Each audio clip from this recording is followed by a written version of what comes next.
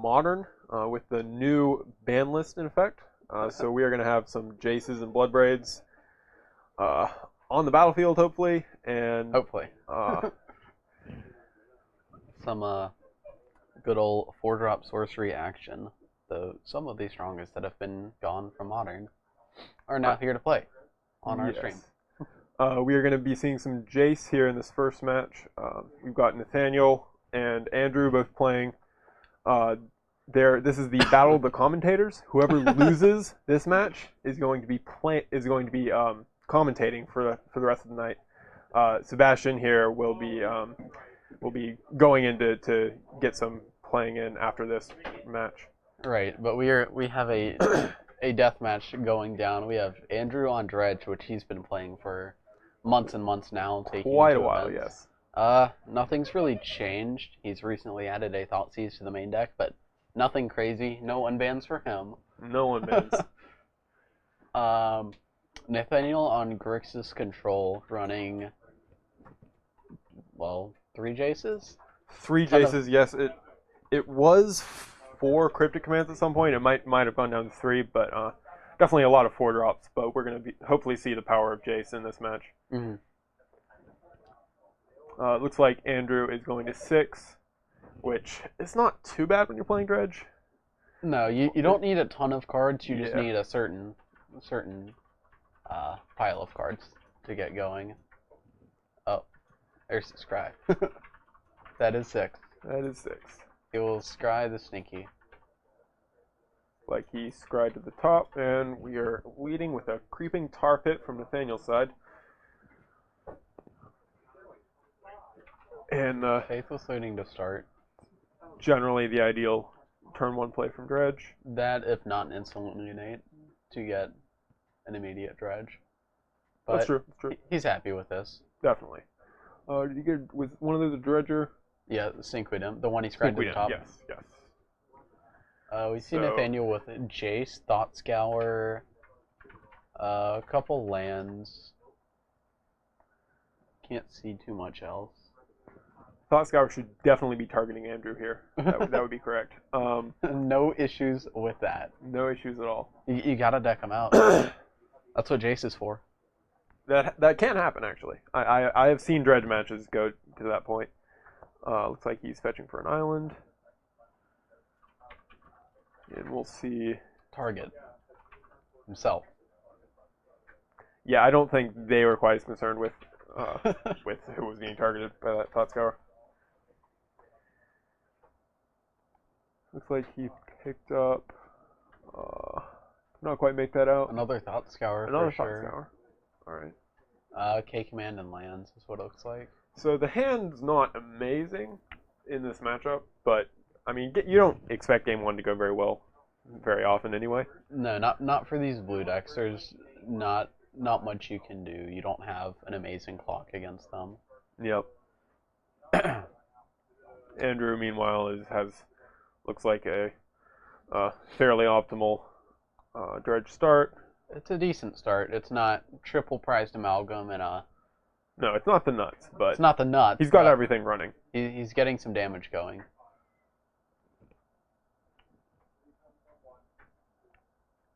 Nathaniel just holding up the second Thought Scour. Just waiting.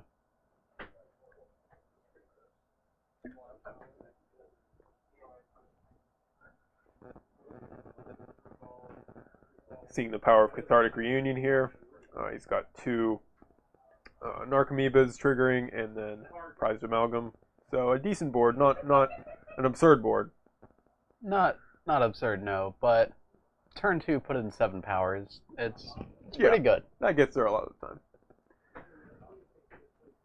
In this particular game, I doubt we will be seeing the power of Jace. It does not do much on this board. Expect 4 JTMS and 4 Bloodbraid in each deck.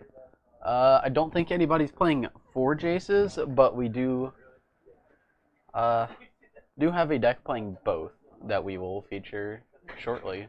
Yes, that will be interesting. But no, you will get to see some newly unbanned cards.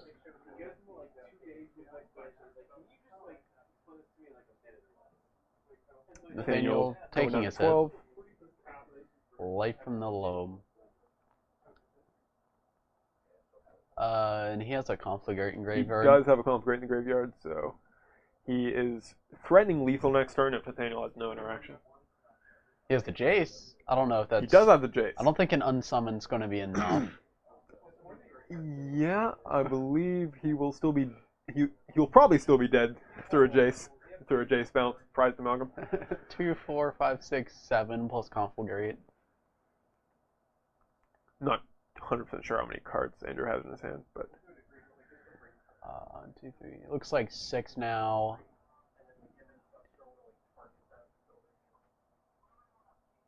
So yeah, this should be lethal. So I doubt we're going to see Jace being played. What I wonder is if we're going to be able to actually come back. If Nathaniel's actually going to be able to come back from this. Looks like he's going to be throwing down a Tasker. Okay, that's not the worst. It's a blocker, but he's still got... He's going to need more interaction. If he has the K command in hand, he can Tasker block the amalgam. Looks like he's passing a turn with K command up. He'll be able to shoot a blood gas to save damage. He gets 4, 5, 6, or 2, 4, 5 unchecked damage plus Conflagrate. Andrew also dredged back that life in the moment, looks like, so he will be able to add some more cards to his hand.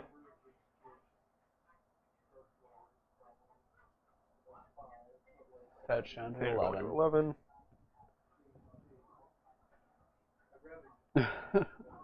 Should have morphed.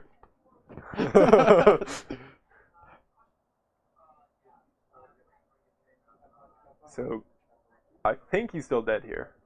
Also, Andrew has, not that the second Conflagrate matters all that much, but he does have 2 Conflagrates. Just in case. Just in case.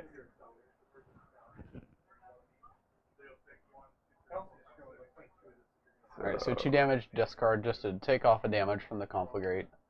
He's going to loan back 3, play a land, and then Conflagrate. Yep. For that many. Alright, that was game 1. Going as you normally expect it. That's kind of why you play Dredge, is you get to steal most of your game 1s. Yep. But we'll see how good Nathaniel's sideboard is. Can we pull up deck lists? Yep. Alright, so Nathaniel has the 3 Surgicals, the 2 Anger of the Gods, and 1 Damnation. I expect at least the Surgicals and Angers will be coming in. I don't know about the Damnation. It's probably fine. I mean, it does save you turns like the turn we just saw. Yeah, it can definitely buy you 2, even 3 turns. Yeah, it's probably a lot better than Jace. Yeah. In this matchup. I certainly expect all the Jaces to come out. Yep. Probably the Spell Snare. Spell Snare can come out.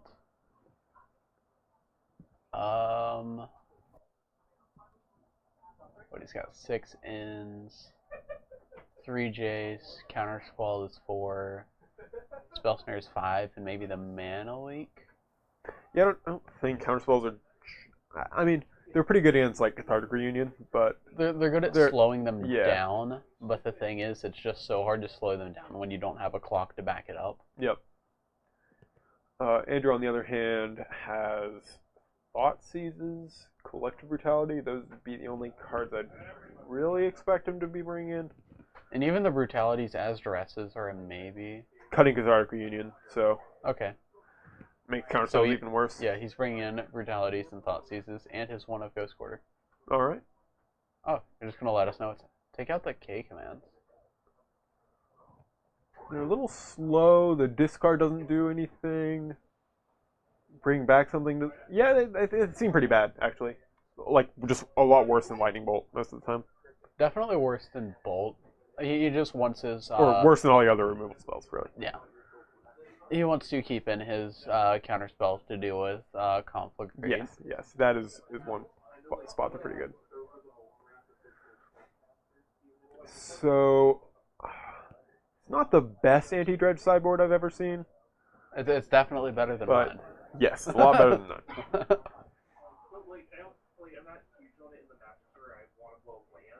I'd like it more if he had a Nile Spellbomb or 2. for this matchup. Some actual graveyard hate rather than Yeah. like surgicals and board wipes. Central's good, and Surgical's Anger's good. definitely good. It actually deals with all the threats. Looks like If Nathaniel Andrew's has a keeping his hand. surgical, and surgicals, surgicals is Arid Mesa. Take 2 out of his hand. Who got that one? Andrew won that. This sounds like an interesting plan.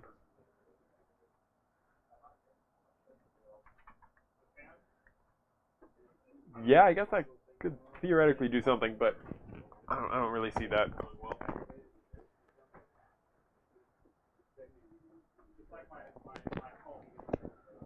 Nathaniel, looking at his 6, does not look like he's happy with it, but he's going to keep it and scry. Scrying to the bottom. That's what I was wanting to say, Nathaniel. Nathaniel thought scours Andrew and then surgicals him. Oh, yeah. But no, we're going to see an Inquisition. Inquisition does not really have a good target. It doesn't usually have a good target in this matchup. No, but taking Neonates or like Cathartics or Faithless. Yep. Things like that. Oh, yeah, I see Andrew just put the Neonate into the graveyard preemptively, so I didn't see it in the hand as he was laying it out. Oh.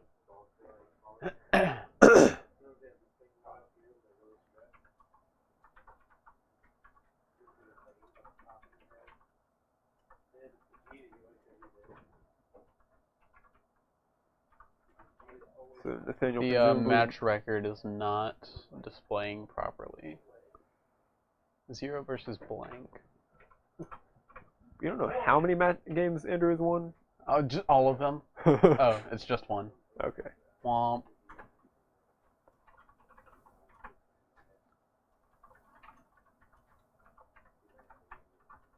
So Andrew just confiscated his hand into his graveyard. Yep. Which is not the ideal use of confiscate and not the ideal way to put things in your graveyard, but it certainly works. It's your closest impersonation of LED in Modern. Yep. Just easy way to get rid of your hand.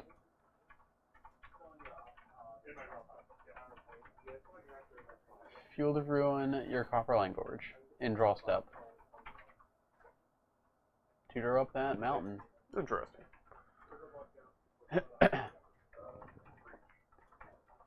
Andrew hadn't kept a land, which we can kind of assume he was keeping a land anyway. But if he hadn't kept a land, that would have been an interesting way to try to strand the Bloodghast in the graveyard. Mm-hmm.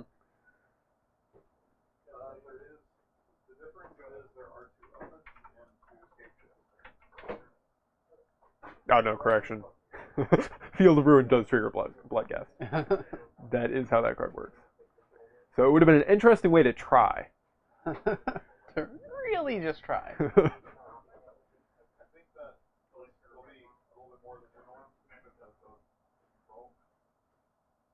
Did he Got miss another a Bloodghast in his Bloodghast? graveyard. Surprised to not see it enter the battlefield. Yeah. Is it an optional trigger? I believe so. If it is, then I guess you can just leave it. I won't help out Dredge here. He doesn't need Dredge it. does not deserve charity.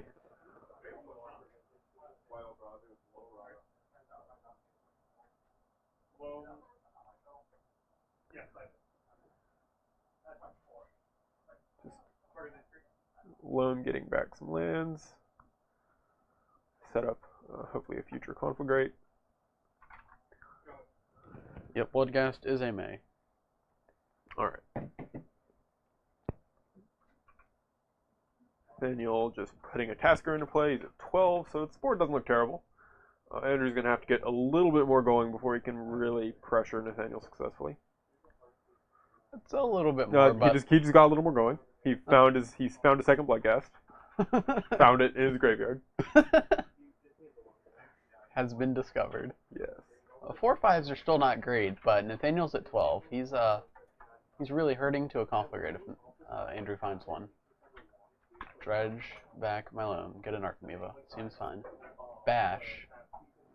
Block the 3/3. presumably. Putting Nathaniel to 7. So Nathaniel's definitely going to need to do a few good things here to stabilize. I think there's an anger in his hand. There's definitely a damnation in his hand. If it's an anger... Yep, he's got anger and damnation. Okay. If Narcomoeba didn't have flying and it was an anger, I would strongly consider having blocked the Narcomoeba there so you could exile the prize amalgam, but it doesn't look like Nathaniel really has a choice. Right. Nathaniel, I hope he has the second red. He does not have the 4th land. That's rough. Oh no. Not like this. Well, we passed the turn.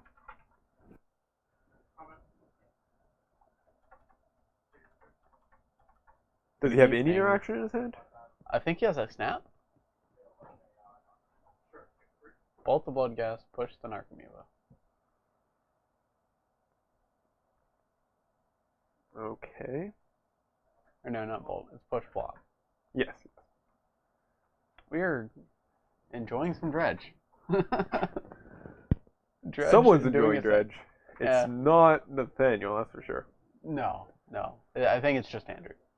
Nathaniel does need to find a second red source. Is Andrew reanimating? Yes. Now is the turn to find the red source, Nathaniel. Did he find it? No, it was a push. That's unfortunate. Well, not quite get him there. If he has a push and another removal spell, he lives for a turn. Push, block, take 3, go to 1? But he'd have to draw a mountain or a sulfur falls. Yeah. Yep. All right. Well, that was quick. Unfortunate. So, upside for Nathaniel is he gets to commentate the rest of the night. But is that really an upside? Now the rest of us have to deal with going against Dredge. That's true. That is a downside. Nathaniel has to commentate. Downside. Commentate us being in pain for the next few hours. Well, at least he'll find it relatable because he'll have just experienced the pain of Dredge. So he'll be able to talk with some intimate knowledge about just how painful it is to play against the good Dredge draw. And who do we have up next? Next, I believe, is you playing against Josh. Is that Josh? Josh on 8 rack. Well, I get to play Jace. He gets to, discard my Jace before I get there. It also makes me sack my lands. Probably how this is going to work. Yeah. Yeah. I'm going to try, and we'll see how things go.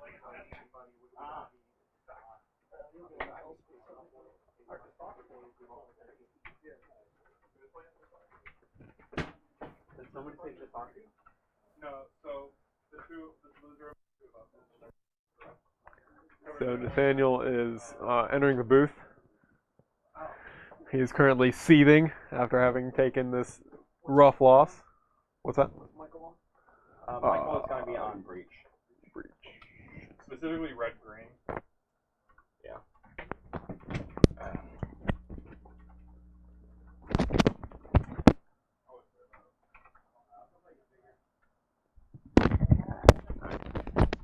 Sorry for the audio disruption that's surely happening right now.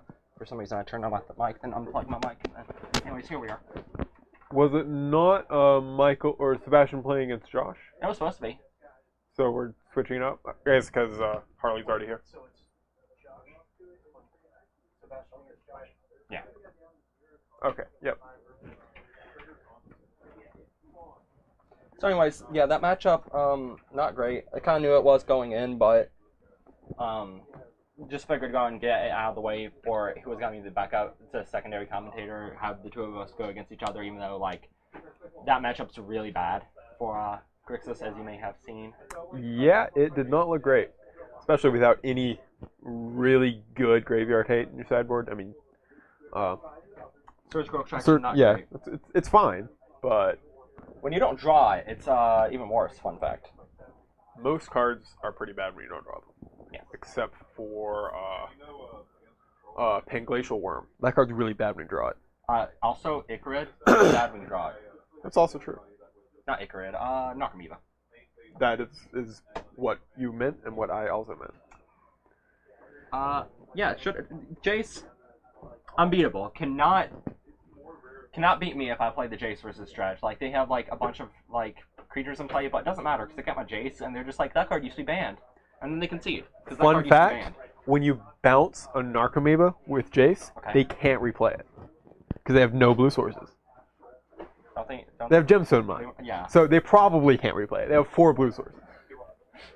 So most of the time you bounce Narcomoeba, it's going to be stranded in their hand, and they're going to be very sad. Oh, man. Because that is the most important creature they have in play most of the time. You got him. You know, you could also do the same with Prize Amalgam. That card's also blue. That's true. That's true. It's And it's a little better to bounce. So, anyways, so we're going to have J-Sky versus 8-Rack. This used to be a matchup that's historically been not great for J-Sky because 8-Rack just kind of 8-Racks them out.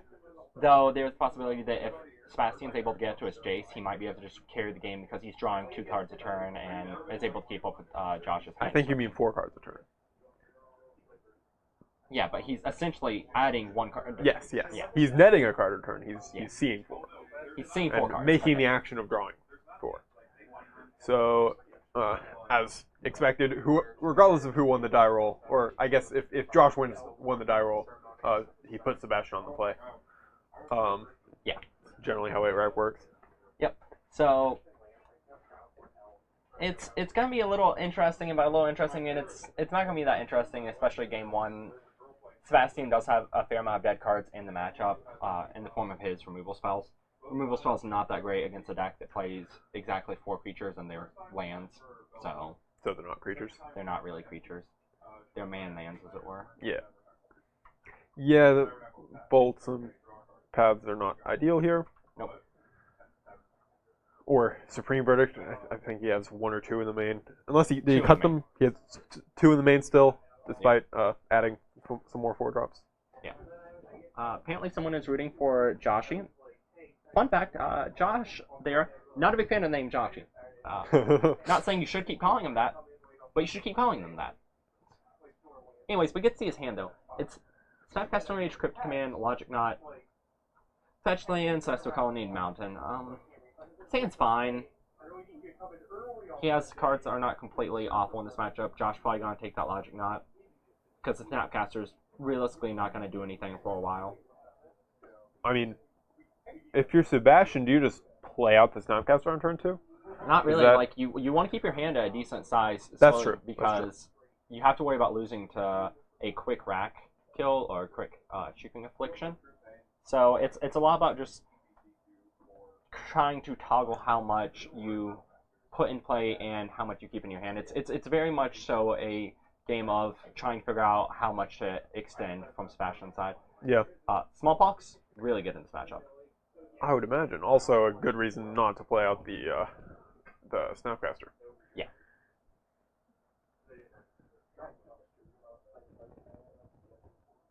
Discarding the Cryptic. That makes sense.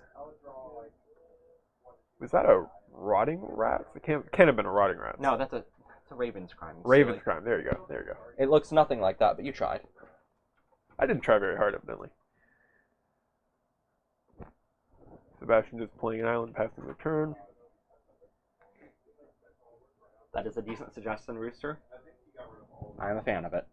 We should definitely drop our boy Jace's name. Just drop it everywhere.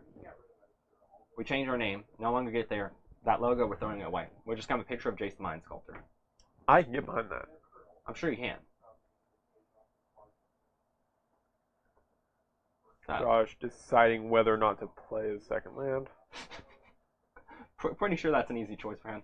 Okay, he was deciding whether or not to discard a swamp or a Mutavault. Decided to discard the swamp because the Mutavault, which just makes sense in this matchup. Yeah. And right now he's eating up Sebastian's hand at a pretty good rate. Yep. He's going to resolve a Shrieking Affliction, and he also has a rack in hand.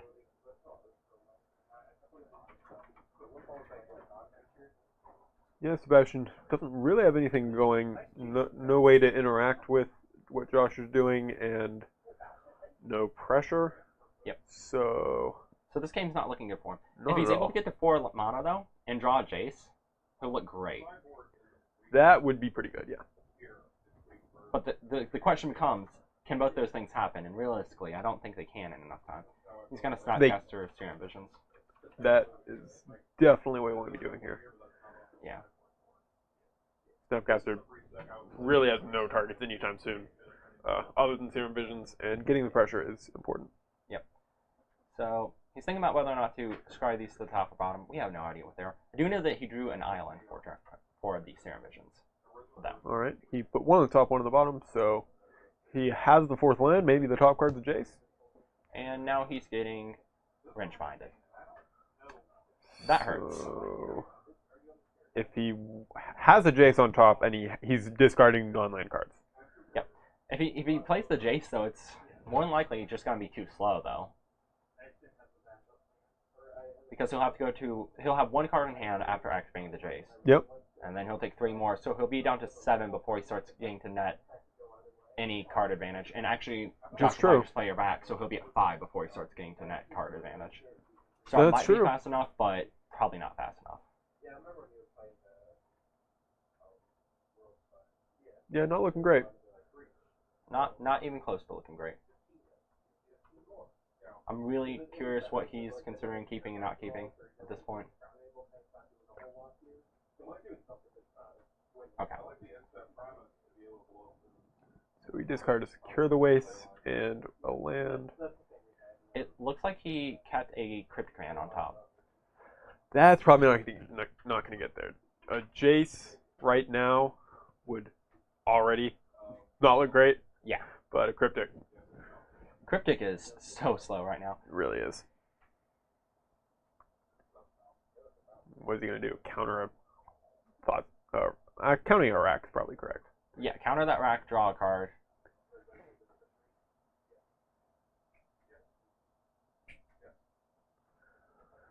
Ouch. That hurts a little bit. A little bit.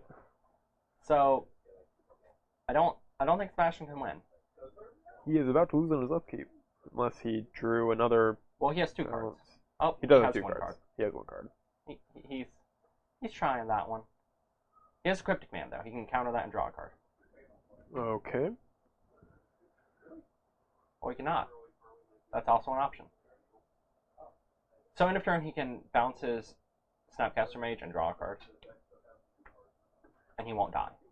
That's true. Is there no consideration for bouncing a Shrieking Affliction? There might be, but see, the problem is, now since he's doing this, there's no way to avoid it. Yeah. No, he's just dead, right? He counters, draws. He has an out in the way that he counters it and draws, and then he hopes to draw another Cryptic Command so that we can draw and bounce his Snapcaster in response to the Shrieking Affliction trigger. Okay. I guess that's an out. It's an out for a way to live a turn. He's not realistically winning this game. There's no sequence of draws. So he's going to counter that and bounce that, so that way he is only going to 1, but... Oh boy.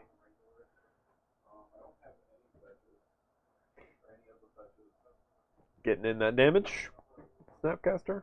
It looks like another Snapcaster Mage was picked up. That gains him 3 life. Which isn't enough. Nope. Does 3 damage, which also is not enough. Yep. He has nothing that he can flashback that gives him enough advantage. And then also this Raven's Crime, even if he somehow had a way, this just kind of cements it even further. So, alright, we got a relatively quick-ish win from Josh there. 10 minutes, I guess that's quick for this matchup. Relatively. Pretty straightforward, probably how you expect the game wants to go most of the time. Yeah. So now, do we have the deck list? We can look at that. That's there they are. Amazing. Josh's deck, I love it. It's so small. It is very small. And then it is also not a deck anyone should love. Yep. Anyone on the planet, but. Oh, it's not complete. That's why it's small. And wait, is that boy running in Staring Bridge main? Are you not supposed to do that? Usually not, and especially not one. I guess not when you run the Fatal Push. Yeah, like why one though? Alright. I And mean, then it's a good card yeah. sometimes. So Sebastian has the option to bring in Engineer Explosive, Celestial Purge, Wear Tear, and not an incredible amount else. Huh. Yeah. And do either of Explosive is good. the rack effects deal damage?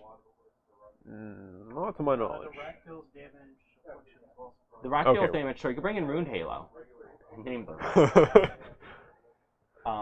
And from Josh's side, he's probably just gonna bring in his Collective Brutalities, his Delirium Skeins, and yeah, that's it. He can cut down on the Fatal Pushes, the Dismembers. What is the card Delirium Schemes?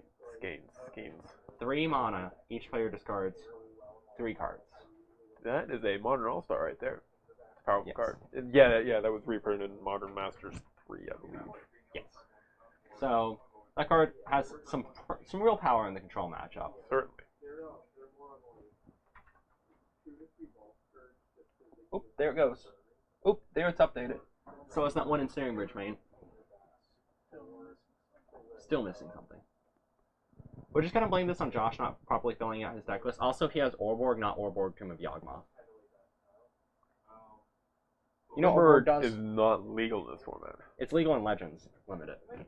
but not this Block format. constructed. Legends block constructed. That is the only format it's legal in? It's legal in Legacy. Okay. That It- seems like a more relevant format. No, like next week, Legends block constructed. I doubt we get many viewers. I think we'd get a lot of viewers. It'd be a legendary stream. Like, Legendary as in there are no others on the planet? yeah, like who else is streaming? Okay, he's taking out his Paths, taking out Supreme Verdict, taking out his Cryptics, taking out Lightning Helix, bringing in Negate, Celestial. Oh yeah, Purges. Negate, of course. I can't tell what that one card is. Engineer Explosive, Ruined Halo, Wear Tear, and it Vendalion clicks. Yeah, I guess when you have that many dead cards, you just Yeah. board in every relevant card. Yep. And okay, so I believe that also sometimes a plan in this matchup is just trying to out aggression them. So bringing in the Vendalion click helps with that. Yep. Though not being on the not being on the guys of Saint Taft's make it a little bit harder to effectively raise Saint them. Taft? Saint Taft. Taft is a president of the United States from the past. He might also be a spirit in Magic the Gathering. We don't know. That would be interesting. First, you'd have to have sainted President William Howard Taft, which probably is not something you'd want to do. Why wouldn't you want to saint him? Like, I mean, is he really saint-worthy? probably not. But like, is anyone really saint worthy? Like, define saint worthy. Now we're getting into the theology of sainthood, Yeah, like which this is is probably exactly what Magic viewers are interested in. They are so interested in it. They just came here and they're like, I really want to know what makes someone a saint and what makes someone not a saint. Well, I can tell you for sure, Josh is not a saint because he is playing the card, the Rack, and the card Shrieking Affliction. Okay, that's fair. Also, the card Smallpox. Not a very saint thing to do. Smallpox isn't the worst. Yeah. Smallpox is kind of a cool card. It's a cool card and like looking at the card, it's cool. But like when your opponent goes turn 2 on the play, make you sacrifice your 1 land. You think it's a little less cool then? Well, like Legacy Pox and Okay, like Black-White Pox, or Black-White Smallpox in Modern are both pretty sweet decks. okay, they're sweet decks, yeah. But this deck, not sweet. Not at all. Probably not going to see Sebastian Mulligan very often if his draw is even remotely functional. He will want to stay at 7. If Josh doesn't have a Thoughtseize or Thoughtseize. I was gonna say we might get to see the effect of JTMS, but looks like we're not gonna get to see the effect of JTMS.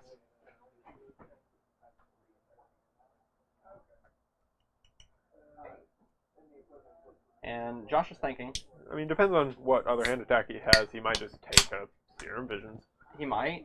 So his hand looks like he has a rack, and I believe I saw 2 Halo. rack effects. A swamp. Okay, yeah. If he has a Rack, then taking the Halo makes sense. And then next turn he can take the Jace or Throw After. Sebastian choosing to take 1 damage here, and picking up another Rune Halo. I think that was 2 damage. 2 damage, I mean to say.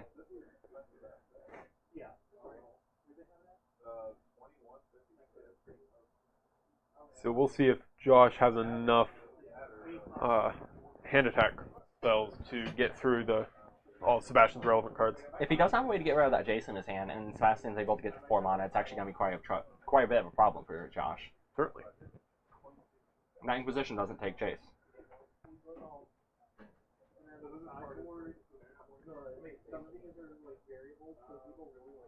Yeah, Josh is definitely going to hope to have a way to take that Jace.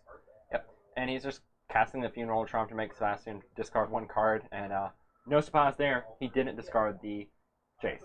He did discard a land, which will make it give Josh the potential to to put Sebastian low enough on resources generally to just be able to put a Jace in play. Yeah. Sebastian opting not to cast the Rune Halo. They're probably going to cast it now or next turn. How would he cast the Rune Halo? Oh yeah, he's nowhere close to casting. They're also both in his graveyard. They're also both in his graveyard. Okay, he opted not to play Rune Halo at all.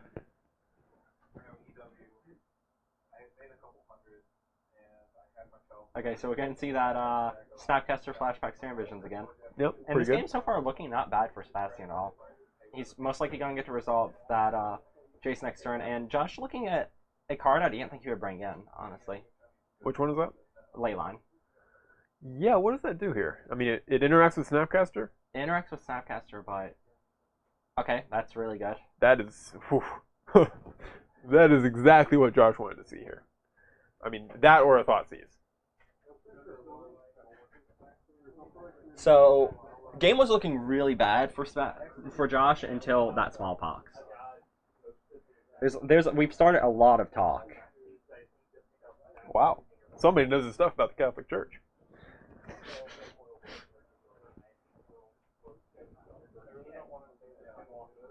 Alright.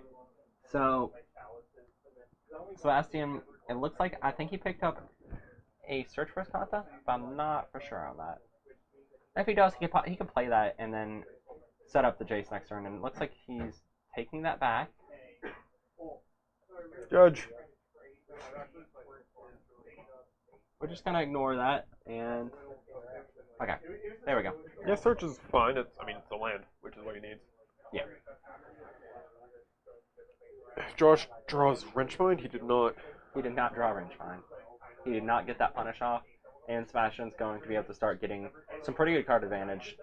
Oh yeah, that plus activating search every Yeah. turn, he's going to be able to stay at a fairly healthy cards in hand. If Josh is not able to handle that Jace, the turn it comes down, then Sebastian's going to be drawing essentially 3 cards a turn. He's going to be seeing way more than 3 cards, but he's going to be adding 3 cards to his hand every turn. Yes. At which point, I don't think Ant-Rat can actually win.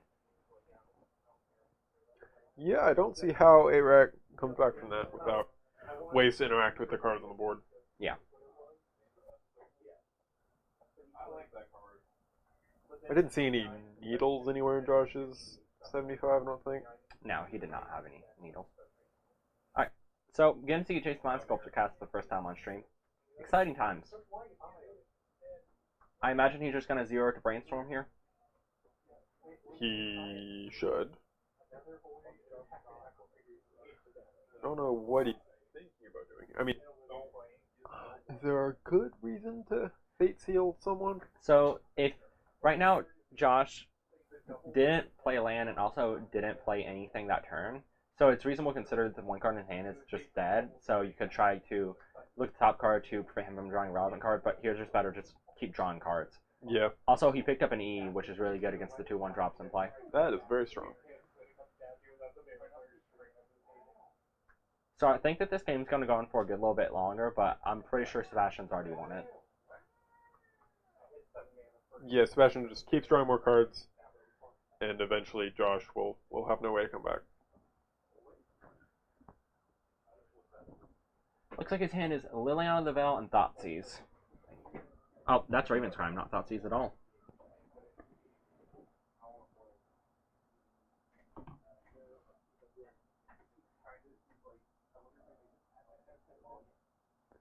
Alright. So he was able to redirect 1 damage with the rack to the Jace, but that doesn't really matter. Nope. And now we're going to see that Engineering Explosives hit the board, pop the 1 drops.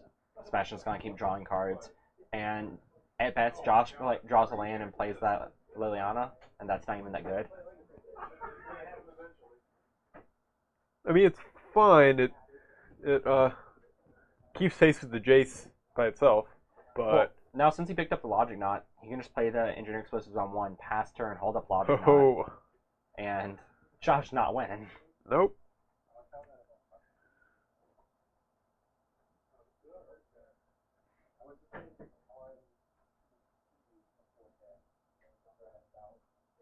Nope, looks like that's what he's going to do.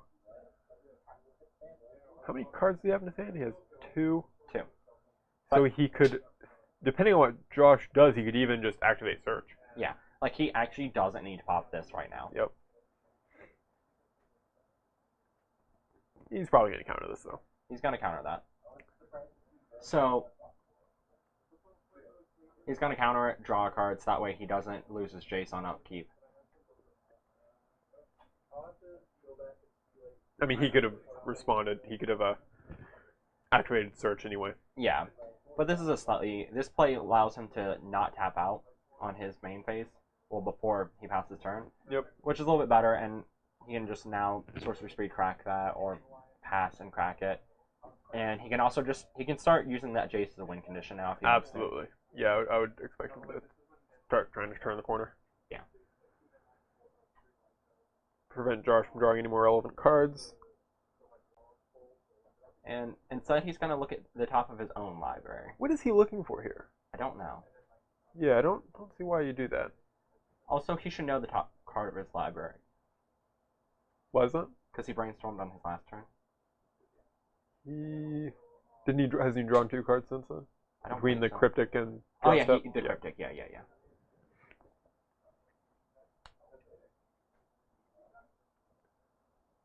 Wrench Mind. I'm going to see Logic Knot. Yeah.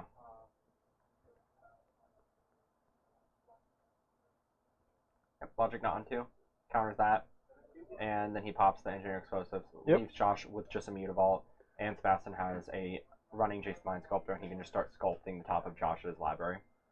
If he decides to do that, maybe he'll keep trying to scry instead of Fate Seal. Yeah. But hopefully he does not. There you go. Okay. Here we go. So this is gonna be a bit of a grind. From this point, Sebastian's gonna take his sweet time winning with this Jace, because he can do it. This card is just gonna win him the match here because Josh can't beat this card effectively. It'll just take another 10 turns. Yeah. Actually, more like 4 or 5. Yeah. 5. And at this point, Josh has no reason to concede, but he could concede because there's just so little that can be done from this point. I mean, all of our precious viewers are one reason he could concede. Also, That's not fair. showing Sebastian the cards in his deck if that were relevant. Yeah. All right. So flashback that Raven's Crime, got him. Discarding the search for this content because that doesn't do much. All right, and he used the Electrolyze to kill that and draw a card. So he doesn't even lose a card. Nice. And now he picked up a negate, and he's just gonna lightning bolt Josh. Lightning bolting Josh doesn't seem like it really does anything at all whatsoever. I don't think it's necessary. Like, I just I keep it think in you your just hand hold because it might be relevant as a card in your hand or to kill a Mutavault. Yeah. So you can let Josh keep Mutavault on top. Yeah. All right, now Sebastian's thinking about the top card in Josh's deck. At this point, any discard spell you can just leave him with because you don't care about the discard spells. Yep.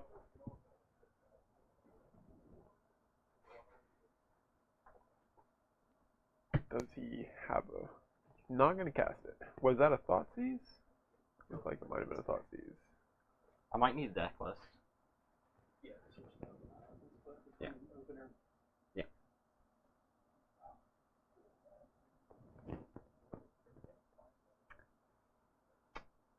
All right. So this is still going on. It is. Game actions are still being taken. I don't know if anything's really going on at this point. We're watching the good old Jace the Mind Sculptor win. Yes, this is exactly why Jace is not necessarily a good card to unban. because it just wins every game that goes to this kind of point. Yeah. Like, it is neat that now Jeskai has a card that they can use to beat 8-Rack, but at the same time, 8-Rack wasn't exactly the huge problem of the format.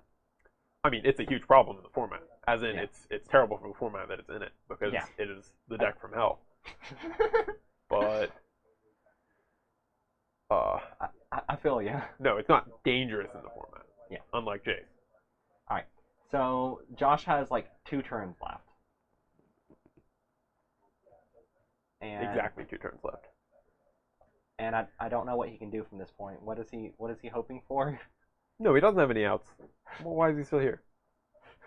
He's just seeing Sebastian pick up a counter spell. Sebastian could just start brainstorming now, or Sebastian could like get value off of Snapcaster, bounce it to flash things back for infinite. He's got time. He could do it. He's got all the time. Josh has no time.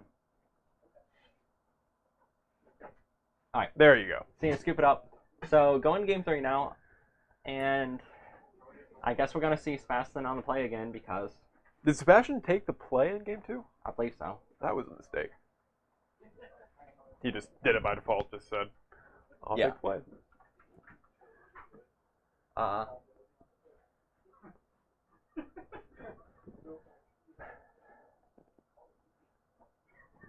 So who do you like in this matchup now? Well, I like Sebastian in his deck a little bit more than I like Josh in his deck. Right, but like who do you like to win the match? It's hard to say. I mean, I haven't seen this played very much. Sebastian seems like he needs a lot to go right to be able to get to the point where he can't lose. Once Correct. he's gotten to that point, it looks pretty easy like that game. Yeah. But Josh just has a lot of ways to interact. Correct. By just putting Sebastian low on cards. Jace being a 4-drop makes it pretty difficult to successfully get off. Yep. All right. So they're done shuffling, and I'm assuming we're gonna see Sebastian, but let's see if I'm wrong. You think Josh might have put Sebastian or might have put himself in the play? I'm pretty sure he didn't, but there's a Yeah. possibility. That would surprise me. Looks like both players are keeping. Yeah. Sebastian's hand looks kind of medium, but like you don't want to mulligan in this matchup. You really don't. It's not great. There's no Jace. Yeah, he has Senior Visions, he has a Bolt, and he has one other unknown card. And Josh is shipping it back because it looked Okay. like his hand was kind of medium. He had the Delirium Fiends, but it's way too late of a card.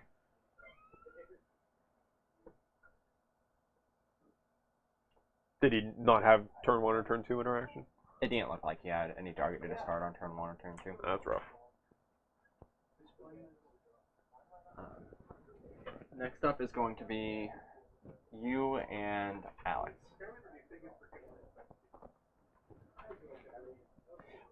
We have this deck. We also are going to be having the other deck that's awful in this format, Which is that? Lantern.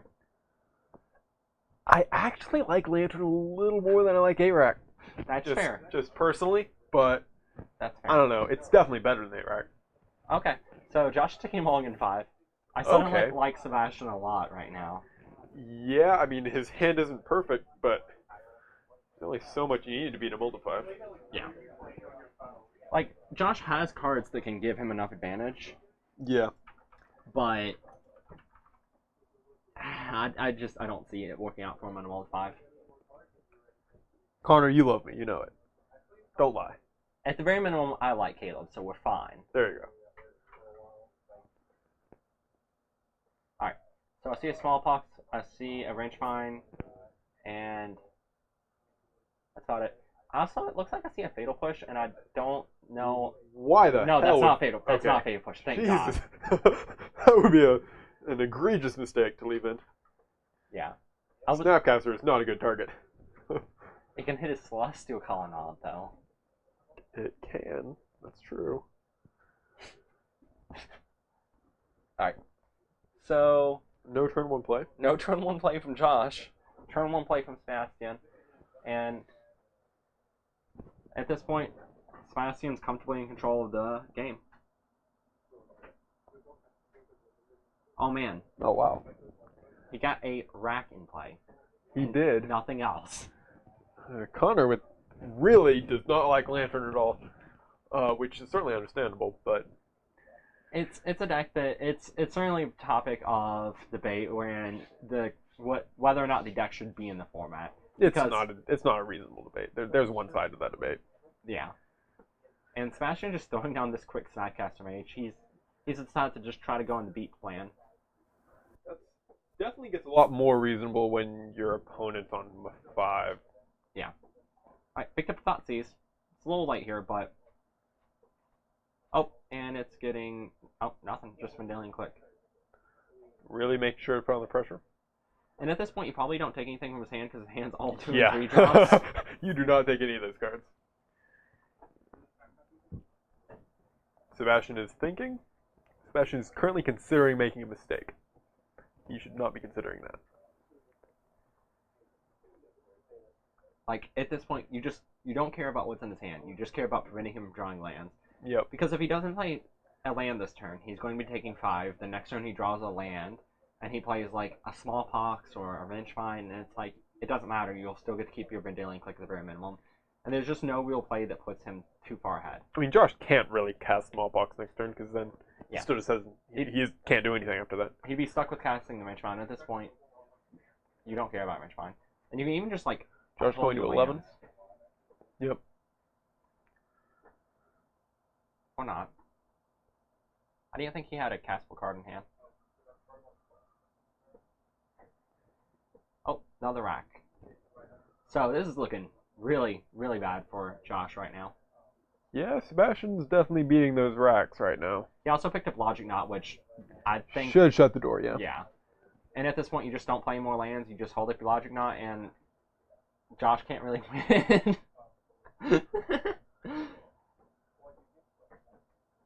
Oh, that Lightning Helix is game. Alright, so we got to see 8-Rat get taken down by Jace Sky Control. Those games were not close. They were not. It's always nice to see a control deck beat Rack, as it doesn't always happen. And the Jace, we did get to see that the Jace goes a long way once it resolves. The card gives you a ridiculous amount of card advantage, and It does. the Rack can't really interact with it. You know what's always nice? What's that? Seeing the rack lose. Yes. It doesn't matter what the other deck is, even if the other deck is Lantern. So now we're going to get to see a deck that has currently become one of the bigger decks in Modern, which is Mardu Pyromancer. Pretty much the stock list that you've probably seen everywhere at this point. And we're going to be playing against something a little bit more off the beaten path. It's going to be a Teamer list, which is running Bloodbraid Elf, Jace the Mind Sculptor, Ancestral Vision, and some other spicy attack.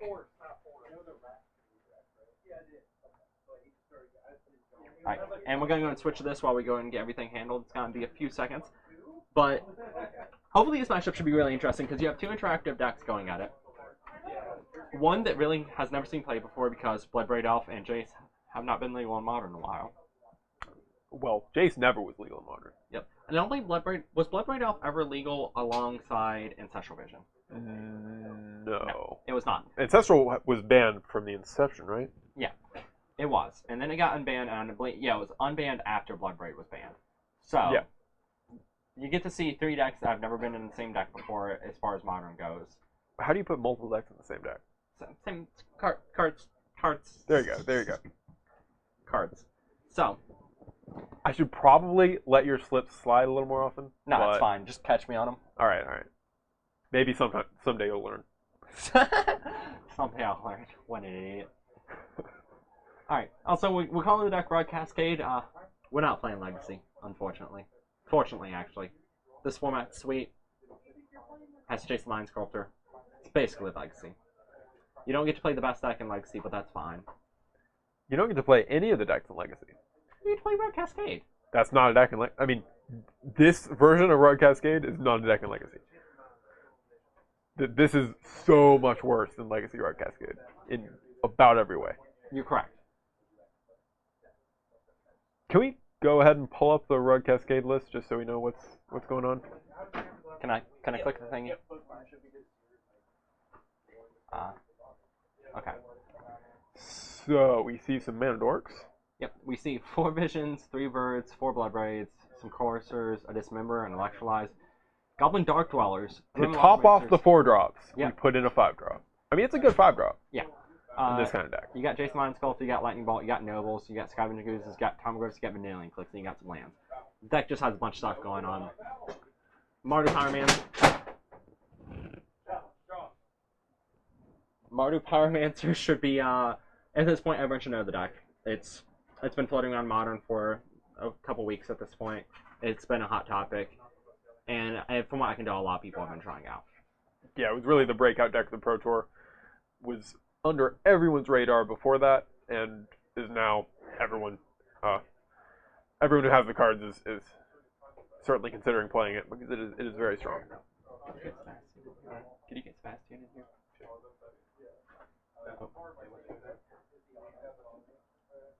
Are you gonna take everything? Yeah. Yep. All right. So they're gonna go and shuffle up. I honestly don't know how this matchup's gonna go.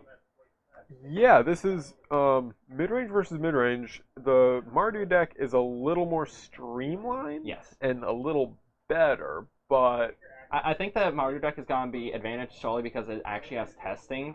yeah, And it's been through multiple large events, and at this point it's very well established. Whereas this Rug deck is something that it's just throwing a lot of stuff at the wall and seeing what sticks.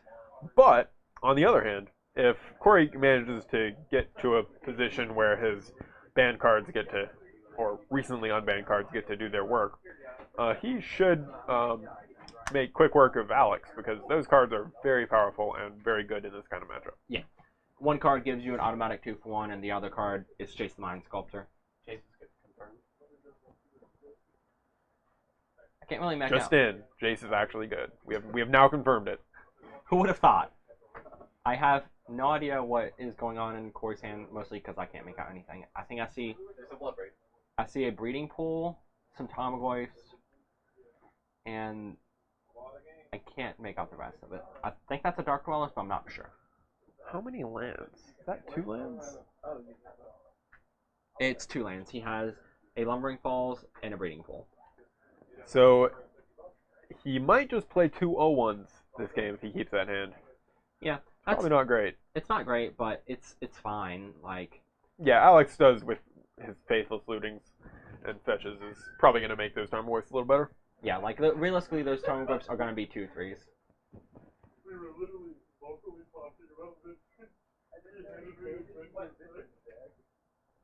You see him pulling out his masterpiece Blood Crypt.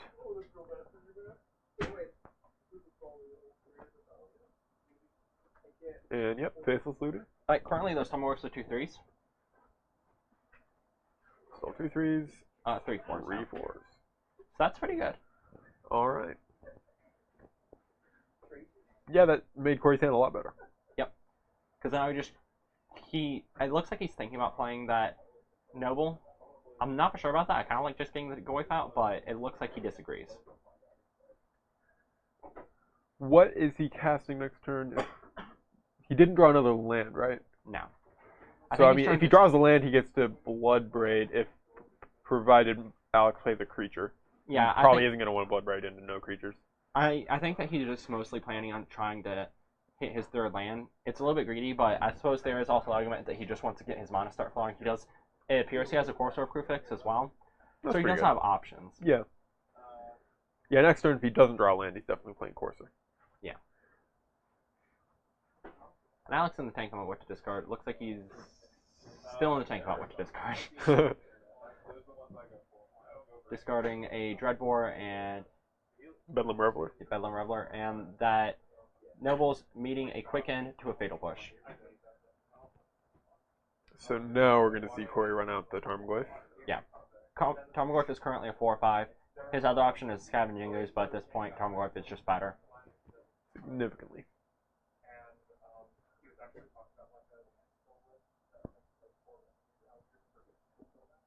Yeah, I don't see what his other option is here. Yeah. Alright. Tarmogoyf, it's 4/5. So this is pretty good. I mean, Alex does need to... it's not going to be easy for Alex to keep up with that without just fatal pushing it. He does have a young Pyromancer, I can't make out the rest of his hand, I'm not going to lie. It's a little tricky. Yeah, Young Pyromancer, Fatal Push. Thoughtseize.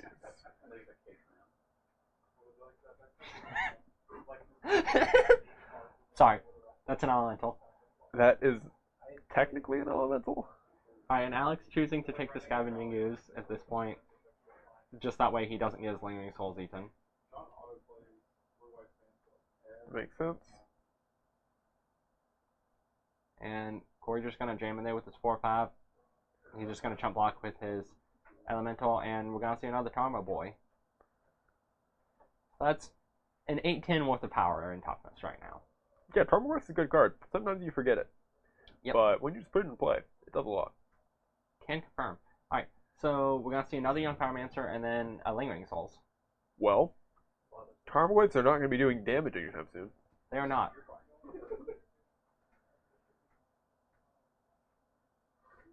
Also, who is that? That is pretending to be an elemental? Not totally sure. I honestly forget. It's fine. Right? It's an elemental. Alright, we found real elementals relevantly. Is that a boo? Yeah, that's a boo.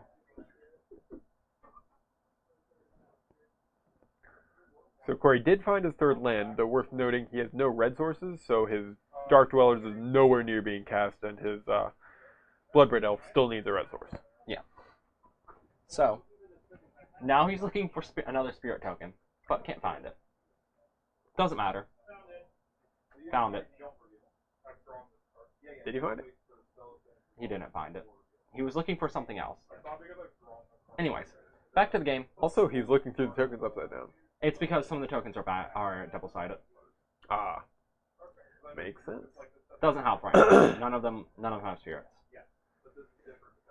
And Tarmogoyfs are both going to be by a chump block. Gonna get to a Courser. Jace Mind Sculptor on top of the deck. That's, I mean, probably going to be good at some point, but not right now. At some point it'll be good, but that point may be a little bit off, and that's a Blood Moon. Well, Corey can cast red cards. Yep. Not much else. He now has all dead cards in his hand. He does have a castable card on top of his library. Yep. Though, not exactly, like, it's fine right now, but it's not the best card right now.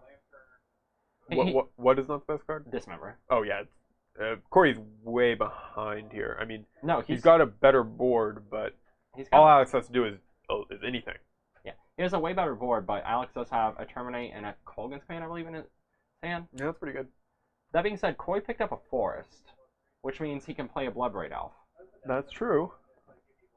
Okay. So, like, he's not out of it. Like, not at all. I actually think he's really far ahead as far as the board goes, but Alex can pump out chump blockers for basically ever.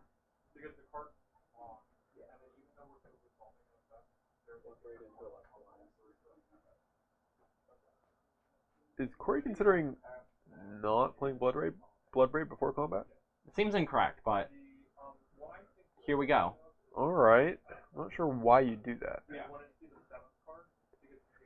So he's swinging there. I wonder if he's considering not playing Bloodbraid because it's a second on top. So that's a really greedy play. Really greedy, yeah. I prefer just play Bloodbraid because, like, playing the other one just so far off, and you have other things to do with your mana. Like, that Goblin Dark Dwellers isn't awful.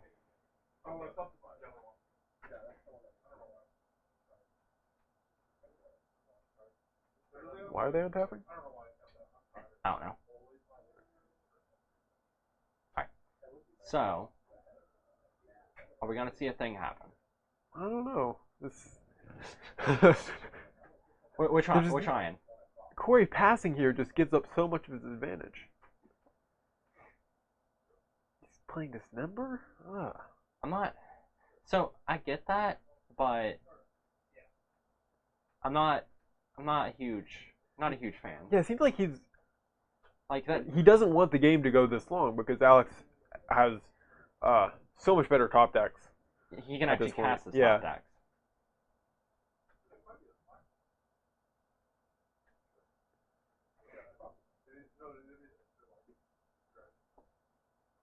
So now... Alright, Grim Lavamancer is not the greatest Cascade, but he doesn't really have an option at this point. It's not, but like once it starts running, it's a really good card. It's true. And you're still getting decent value out of just playing your Bloodbraid off plus your Grim Lavamancer. Looks like he's choosing once again not to try to cast his Bloodbraid pre-combat. That's... He knows it has haste. There's no way he doesn't know it has haste. He forgot it haste. What did I tell you? Well, that's some damage he missed, but... He forgot it had haste. I was wrong. That explains his previous turn and explains that attack. Okay. That's not ideal. It has. I hate that I was right. So anyways. Cards were played. Cards They were not played optimally, but... They were not. Alex could theoretically be at 3 less life, but who cares? Someone, like everyone, currently watching and playing. Okay. That's fine. And another... Okay, Bedlam Reveler. There you go. Yep. Bedlam Reveler is just costing a cold 2 mana right now, and he's getting to draw 3 new cards. Looks like you pick up Thoughtseize, Blood Moon, and Faithless Looting, I believe. And Blood Moon not great, but it's going to get discarded to Faithless Looting. Yep. That Thoughtseize. Put him to pretty low life total, but it does give him another token, and it gives him a peek at Koi's hand, which is currently stacked. Yes. Yeah, taking the second Bloodbraid here. Actually, I could see taking... since Koi has double blue now. I think all the cards here are worth considering. Yeah. He took the the Goblin Dark Dwellers out of fear that it's going to give him a lot of value, because if he does play the Goblin Dark Dwellers, he gets to get a 4/4 or 3/4 with Menace, as well as flashing back that Dismember to kill the Bedlam Reveler, which is pretty good value. Worth noting, the way Corey's draws have lined up, Blood Moon has actually backfired big time. Oh yeah, it's like, I think it was correct for Alex to do it, Yes. but it just has turned out so bad for him. And It right made now, Liliana a dead card, and now Corey can cast every card in his deck. that Electrolyze on almost every top card. is pretty solid as well, Yes. because he can just play that Bloodbraid Elf, kill off a young Pyromancer and a token, and that's some value. Really is. And provided Corey plays the pre-combat, we're about to actually see the power of Bloodbraid. Not that it'd be attacking, given the Bedlam Reveler, but... Like, he can attack safely with that Tarmogoyf. Yeah. He could just attack with everything? Is that good here? So he has options. He can kill both the tokens, attack, He can kill and both that's the tokens. lethal, right? You can put one on the Bedlam Reveler so it doesn't block. No, he kills both the tokens. He The attacks Bedlam with Reveler is a 3/4. he attacks with Tarmogoyf, Bloodbraid, and Courser. Alex blocks Tarmogoyf and takes 5. Correct. So yeah, he So has he should lethal do that. lined up. So yeah, provided he sees the line, he has lethal. We did the math. It was hard math, but I It did was it. hard math. It was quick, hard math. No, think just jam. Yes, just jam. Does anyone chat play Guilty Gear? It's a character named Jam. You know what you do with her? You jam. You get in there and you jam. You What game slam is this? and you jam. Huh? What game? Guilty Gear. It's a fighting game. There's a character named Interesting. Jam. You just kind of rush in there and you're like, I'm Jam. I'm gonna punch you. That is makes sense given the name. Yeah. All right, Corey's doing a lot of math. His math, not quick. Our math, quick math. He has found other numbers to run that are not in this game, but He's thinking about the numbers of next game. yeah. He's looking into the future. He's looking 2 weeks ahead. Man, what do I want to play? He's currently thinking, all right, Alex is scooping up. He's not gonna make Corey show it. He's just like, nah, I'm dead. Yeah, I mean, Corey might not have seen the kill the 2 elemental tokens. He might have just gone for the young Pyromancer. Might not have seen the haste. I'm upset by that So, statement. yeah, I don't like scooping. He could have scooped 2 seconds later I after targets were in. I appreciate that Alex is the type of person that will, on the stream, respect the opponent enough to believe that they will make the correct play. Respect the opponent who just casts Bloodbraid post-combat. Don't worry about it. Like, that's just him Multiple not times? knowing the card. Don't worry about it. So, don't worry about it. So from Corey's side, he has a lot of cards in his sideboard. He has so many cards in his sideboard. 15 to be exact. 15 cards in the sideboard. Alright, I could see the Roast coming in. I could see the Is It Staticaster coming in. Kitchen Finks doesn't feel awful in this type of matchup. Not at all. He actually has some off cards that could feasibly come in here. Yeah. Every card that's not Grafdigger's Cage, Ancient Grudge, or Molten Rain could come in. Yeah. Nissa, not great. But the other cards are all definitely worth considering. Alex's side, I'm gonna admit, I'm really unfamiliar with this deck. But just looking at it, the Hazards seem decent, the Molten Rain seem decent, the Lilianas seem decent, and that's about it. There's some amount of argument for the collective fatalities, but not really, actually, looking at the list. So I think just the Lilianas, the Molten Rains, the Hazards, going a little bit heavier on your curve, but I think that's fine here. How good is Molten Rain here? I mean, your opponent's playing a deck with a lot of 4-drops. True. And 5-drops. Does make it hard to cast those cards. Yeah. And his mana base, as we saw in game 1, can be a little bit greedy. So. Yep. It's true. I'm not necessarily... Mana base enabled by opponent's Blood Moon. Yeah. I'm not saying that it's necessarily correct, I'm just saying it's a card he could bring in. He also just has a decent main board. Like, he could cut his collective brutalities and his...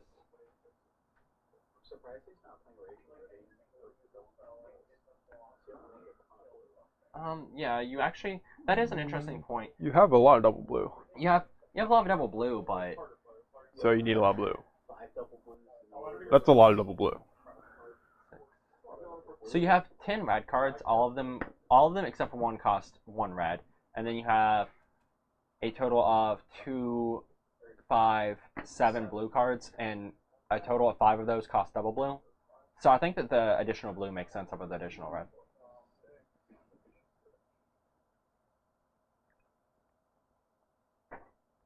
Now, admittedly, post-board, he has more red cards on the sideboard by a significant margin.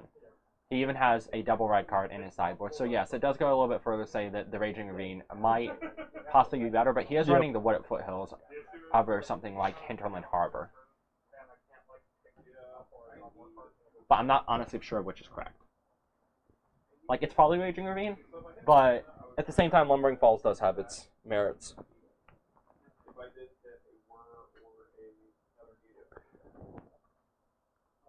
Raging Ravine's better most of the time than Lumbering Falls, but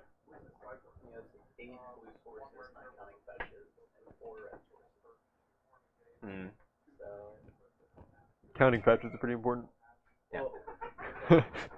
Yeah, the lack of red sources is a bit of a glaring thing because he has 1 red fetch land. No, he has 3 red fetch lands. No, shock lands, I mean to say. The 1 mountain and then the 3 wood foothills.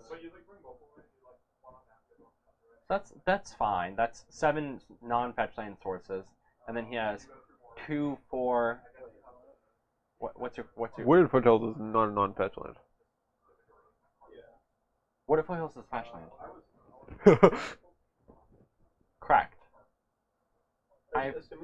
I've been looking at a lot of standard. For some reason, I thought that was Rootbound Crag.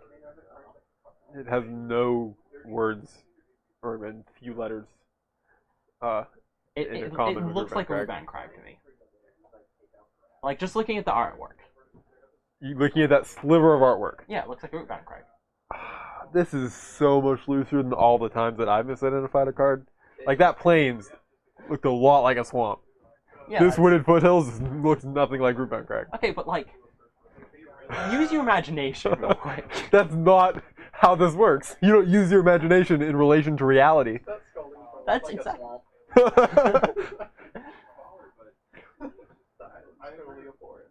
Alright, so the point is proven. I'm terrible.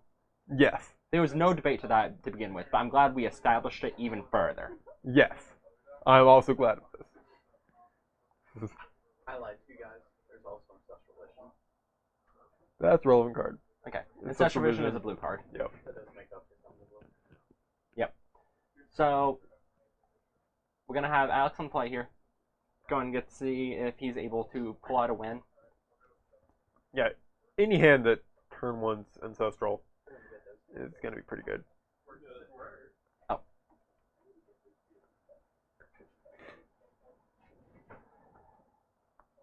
And Alex just going firing off the Thoughtseize here. sees a hand of Noble Hierarch, Lightning Bolt, Grim Lavamancer. Double lightning bolt, Bloodbraid, right? No, that looks like Grim Lavamancer. I do see Bloodbraid. Oh, is that double Grim? Double Lavamancer? No, that's definitely a Lightning Ball in front and then Grim Lavamancer behind it. I'm not. And then Rose. Oh, okay, yeah. So we're saying it's Lightning Bolt, Grim Roast got Lavamancer, boarded in, Roast. interesting. Yeah, Now, those I are had said parts that. look similar. Yeah, I guess Roast hits Reveler, which is nice. Yeah. Now Corey's in the tank. I can't. So the only thing that I could think of that would reasonably put him in the tank on turn 1 is if he picked up an Ancestral. Yep. That, or he could be thinking about if Alex plays a Young Pyromancer, if he wants to go ahead and put down his Grim Lavamancer, but it's not enough to throw down Grim Lavamancer, and his Noble got Mitt with a Lightning Bolt. And his other Noble got met with Fatal Push. Alright, so he doesn't have anything going on.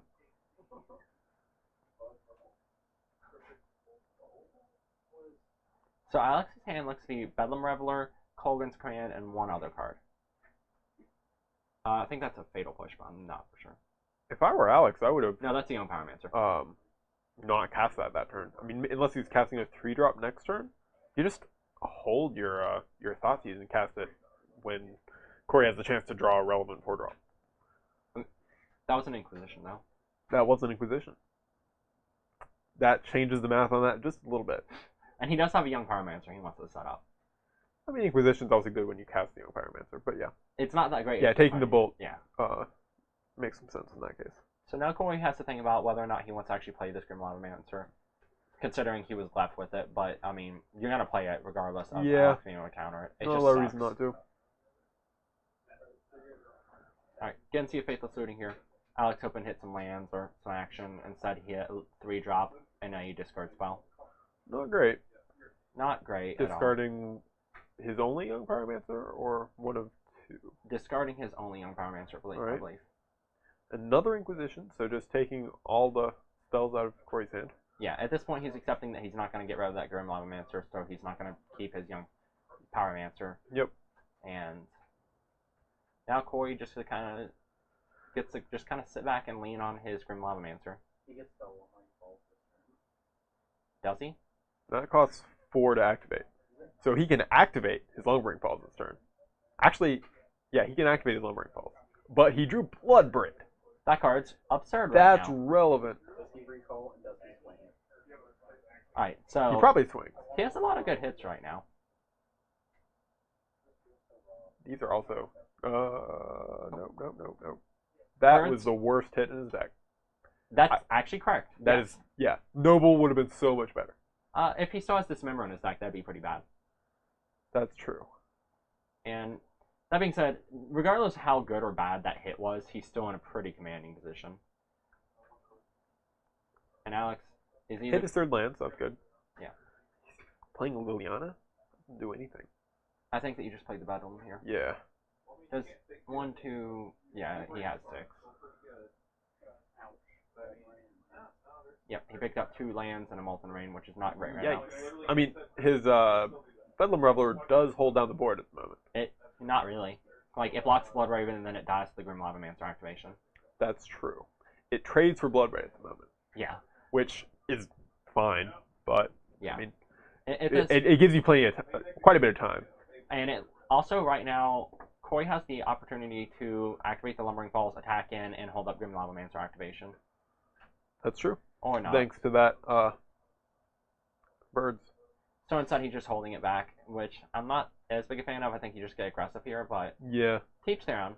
Also, I don't love not blocking. I mean, what are you hoping to do with that not block? Well, he knows the Grim Lavamancer is in play. Like, he knows that the Grim Lavamancer is going to be a problem. And he's going to kill it if he blocks, so you might as well, like, try to hold out and see if you draw a Yeah, but it's going to kill him if he blocks on most turns. And you also see the Lumbering Falls, so a removal spell doesn't get you out of that. You're still taking 3.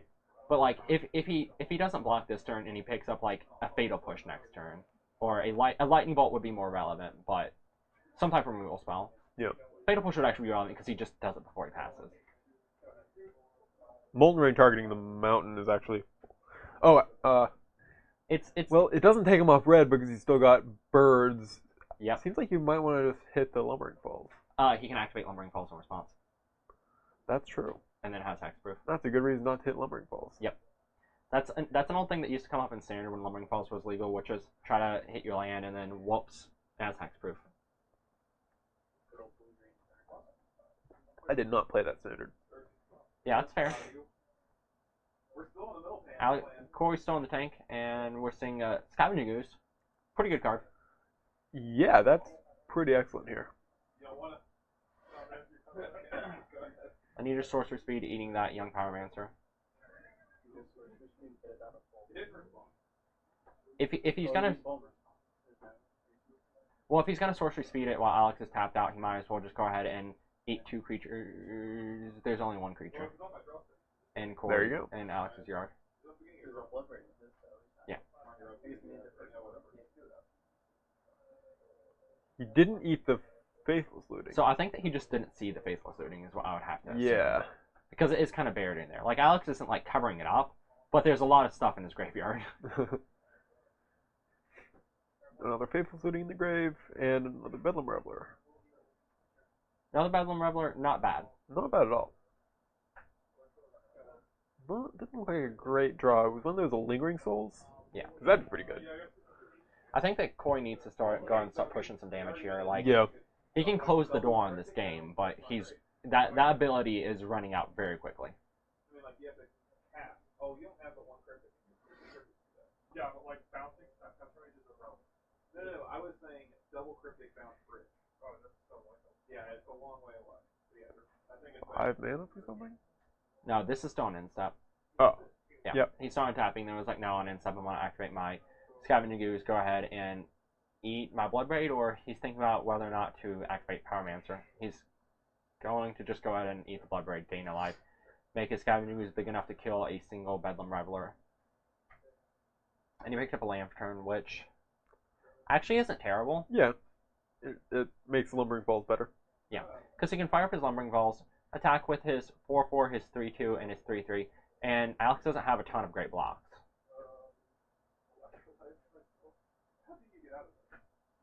I mean, Alex gets to block the 2/3/3s, eat 1, trade for the other, and Yeah. take 4.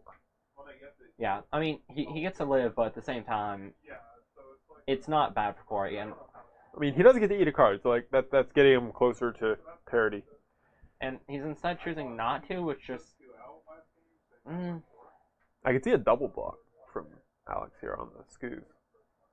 I could see a double block on the Scavenging Goose as well, but Especially since it makes your Lingering Souls a lot worse. but he's instead choosing to just go ahead and single block the Bloodbraid Elf and force the Grim Lavamancer activation. Actually, I don't think Scavenging has the opportunity to exile Lingering Souls, provided... It would not if he cast it. Yeah. But he can't currently cast it. he has no white mana, that's true. That's relevant. Alright. So, Alex going down 4, and he's facing down Grim Lavamancer, which is a 2-turn clock, as well as a 4/4 that can grow to a 6/6. Yep. So, Alex went ahead and lost that one. So, got to see Corey's deck do some interesting things. We got to learn that Bloodbraid Elf has a relevant first line of text. Haste is a keyword. It is a very relevant part of the card. So now we get to go ahead and bring in Michael and Harley. Michael's going to be on Red-Green Breach, and it's still the same comments. And Harley is going to be on the best deck in the format, Lantern Control. So that's gonna Wait be a fun. second. You actually think Lantern Control is the best deck in the I format? was being sarcastic. Okay. So Because it is not the best deck in the format. it's not. It's really not. It's pretty much the most depressing thing in the format. Which is It's so much worse now than it used to be, though, just because all these interactive decks. Yep. With all their interaction for Lantern. Yep. The Jace, the Mind Sculptor, if it resolves, also is a bit of an issue. Oh, yeah. I mean, Lantern has a few answers between Thoughtseize and Needle, but unlike Like Rack, which once it's hit the battlefield, they can't really do anything about it. Yeah. Like, it has ways of beating a Jace, but it certainly hurts if the opponent plays a Jace. So we're going to go ahead and wait for them to get on in. and so the breach equals broken. I think it's fine. Like the card, it feels the most broken in a deck like Goryo's Vengeance, but even then, it's not really broken. It's just kind of slightly unfair. I mean, it's the definition of unfair. That it's the whole. It breaks the rule of the game in some sense. I unfortunately believe that both of these decks do not have an unbanned card. Does the Lantern Control deck have Jace in it? No. No? Okay. That's definitely correct. Okay. I'm not saying that it's correct to put Jace in there. I just know that people have been like, you should put Jace in this deck that doesn't want to 4-drop or to draw cards. Michael's on red green. Red green breach. Yep. Lantern Control. So what do you think of this matchup? So I think it's interesting because Michael does have a very good card in this matchup in the form of just Valakut. Like, Yeah. It means that there's only so much that Harley can deny Michael once a Valakut is in play with like 5 or more mountains. Yeah, that makes it a lot harder for Harley to just let the game go as many turns as he wants as he tries to set up a mill win. Yeah, Witchbane Orb is a thing, but like in general, if he doesn't have that thing, like it's the thing of Lantern has outs to most things, but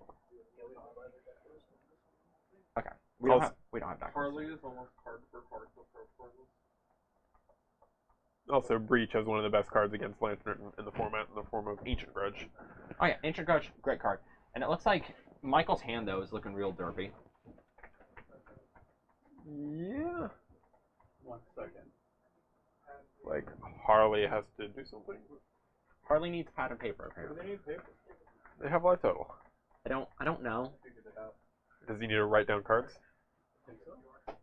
Oh yeah, he does need to like write down stuff. Yeah. He has a boogie board. We'll get to see his notes. I'm sure they'll be great. I doubt we'll be able to read them. That's fair. I mean, if it was you, no one would be able to read them. Firstly, that hurts. Secondly, that's accurate. Why does it hurt if it's accurate? That just doesn't seem like... There are certain things, like, you can say something and it's, like, actually a correct statement, but it still hurts. Okay. Hey, that's a pretty good start. That is, almost looks like Affinity.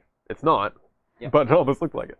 This is actually pretty interesting. I used to play Lantern a little bit, so I'm familiar with some of the lines, and I think that at this point,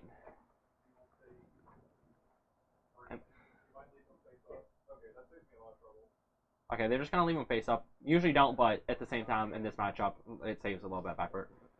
And, I don't know, I almost like taking the Sakura Tribe Elder just to prevent him from ramping, because Through the Breach isn't going to do all that much, realistically, once you have out the Ensnaring Bridge.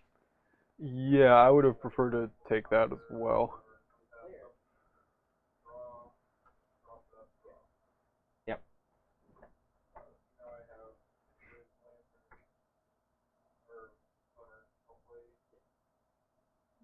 So Harley is a mill piece away from essentially having the hard lock. You were saying. Harley has the hard lock. Now, basically, Michael needs to hope that in 20 turns he finds enough mountains to bolt Harley down to dead. He has the hard lock in air quotes, but at the same time, he does have these 2 Primeval Titans that they don't Get need to mountains attack. and Valakuts, yeah. They get Valakuts, they get mountains, and currently Harley would need to draw 2 more Thoughtseizes to deprive him of that, and he's not going to be able to keep him from drawing lands. That's just not feasible in this matchup. Yeah. Yeah, Michael has a lot of cards that either are lands or get them. Yep. And what cards are not those? Actually, like, there's Bolts, which is essentially a land.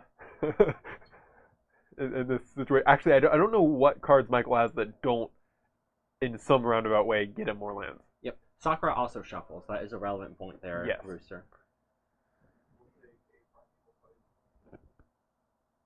And we're going to go and see if these Thoughtseizes start trying to get rid of all the Primeval Titans in hand.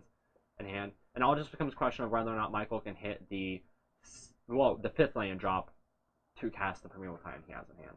I don't know why Michael's in a hurry to use Elder. Yeah, like you're not in a huge hurry. I could see doing it next turn because it lines you up to cast the Primeval Titan the following turn, but you're not really lining yourself up to cast anything. Yeah, I mean, so. Summer's Pact wasn't a great draw. That's fair. Yeah.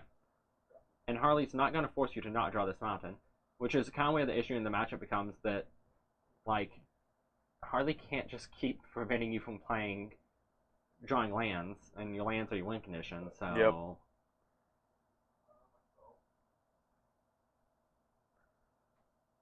And right now he's just digging. Picks up his Pirate's Spellbomb. Not amazing. Not amazing. He does have the Academy Pirates Spellbomb He does, block, but so he... that's not fast enough. No, it really isn't. Because now we're going to get to see Mountain, Summon Spirit Guide, Primeval Titan most likely to get a Valakut, and then some amount of Mountain permanents. Well, he only gets to get 2 cards. Yeah. So if he's getting a Valakut, there's just one amount that That's he can fair. potentially get. Okay, so And it looks like he did 2 mountains instead of more Valakuts. I guess that's fair. At this He point, did need the 5th mountain, so...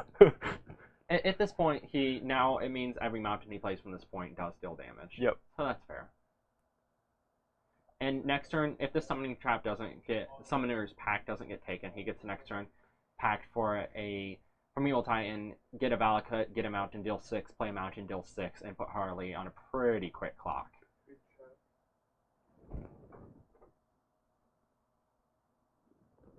There Okay. is a Woodfall Primus in Michael's 75. That's also That's a thing. interesting. In the main deck. Okay. Michael plays I guess Woodfall that's a good Primus. card. I guess it's because you can be like, through the breach, look at my cheeky deck, boys. It's a good card in Vintage Cube with Sneak Attack. A lot of things are good in Vintage Cube. A lot of things are bad in Vintage Cube. That too. Alright, so this War of Invention, do we know if Harley is playing the main board, Witchbane Orb, or nah? Should be. Alright, he does have the Witchbane Orb, and if it weren't for the Woodfall Primus, that would be really good. But like, this idiot put a Woodfall Primus in his deck. Not Michael, the idiot who made the deck.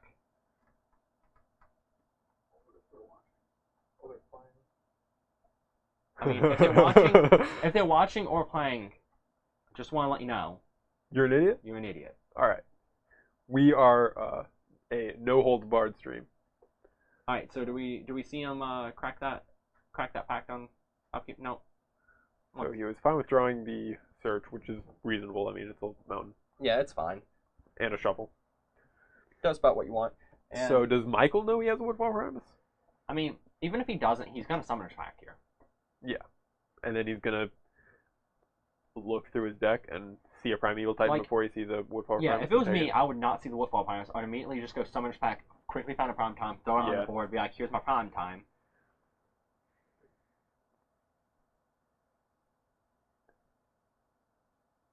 Does Harley know what is about to happen, potentially?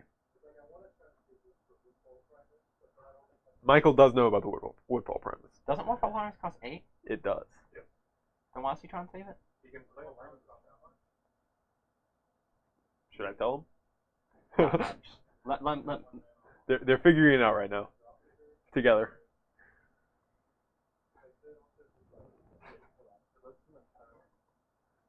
He's thinking. He's in the tank. You can't kill him. You just get that Woodfall Primus, you just jam it in there, you just blow up that thing, you attack. Yeah, Woodfall Primus puts him dead in a turn. Yeah. Well, Harley untaps and goes and gets another bridge. That's fine. But it puts Harley to like It puts 4 Harley to or 1. something. 1. And then at that point, like, he has a search in his hand. Yeah. So, like, So not looking great for Harley. not at all. You know what is looking great, though? Not having to watch much Lantern Control if he wins. If Michael wins, just no more Lantern Control to watch. Yeah, that's fine with me. The Woodfall Primus was on top of his deck. That's neat. I love when that happens. Yep, gets the Woodfall Primus, plays the Woodfall Primus. Swings puts Harley to 1. Easy money. Wait, it was on top of it? It was second from the top after the okay. Explore. I'm like, did he not flip through? Yeah.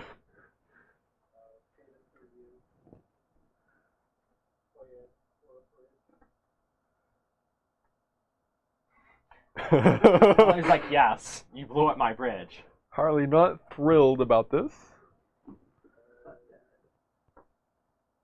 But is he dead inside? He's pretty dead on the inside. I think you get Valakut Mountain here. It increases your chances of drawing mountains in the future. Yep, makes sense. Or you could just even get... Although you do have a search, and you know exactly what Harley is doing next turn. Yeah.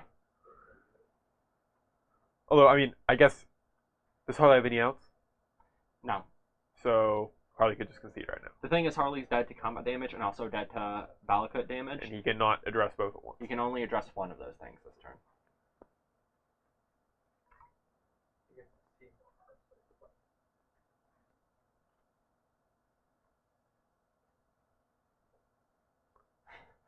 Harley just, he's thinking. Harley needs to draw balance. Yeah, that might do it. Although it actually wouldn't because Woodfall Primus would come back. Yeah. Which would be bad for him. That ensnaring bridge on top would have been, that's still not enough. If he could play the Word of Ancient on 4 and also play that ensnaring bridge, he could win. Yes. Could win. Still would not be a lock. Yeah. Alright. So because Michael can just can double Valakut his own Woodfall Primus, Yes, kill and the then thing, bring and back. then attack. Yep. Yep. That's an option he has in his deck. So Sure we don't is. have either of these deck lists. I don't know anything about Michael's deck. Well, what? I mean, there's not only so many things Michael can Ancient play Grudges. here. Yeah. Damn. You're expecting Ancient Grudges. Not Surgical Extraction, probably. Yep. And I'm admittedly, I've not touched land control in some time, so I'm not. Card for card. Yeah. It's card for card the Pro Tour list, but boy, But did anyone actually watch that Pro Tour? I watched it, but I didn't watch Lantern matchups. I just kind of had it in the background. Was like, Actually, I did watch the Lantern matchup, specifically the finals, which was pretty interesting. Jerry's hilarious. Yeah, Jerry's great. I got to. So one of my favorite Lantern matches was like watching one of my friends play against it, and he was just like he was playing against Sam Black. And he was very obviously dead on the inside. He knew he was dead in the game. He just was kind of like kept shuffling and looking up at the ceiling, just going, "This is what my life's become." And then when they finished up the match, he was like, "I felt like that match went 50 minutes, but only went 15 minutes." Wow, that is an impressive length for a presumably only 2 games. I believe it was 3, but like How do you finish 3 games in 15 minutes? because you know when to concede.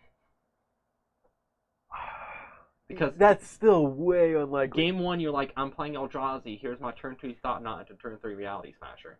Okay. And then the next game, they're like early Ensnaring Bridge plus Lantern Lock, and you like concede. The next game, they're like that. Okay, I guess I can do it. Modzo, are you Kirby? Yes. Okay, yeah, it was you. It was a great game. I enjoyed it. So that means Kirby is still dead on the inside, presumably. I was not aware of this. This is new information. It was not great.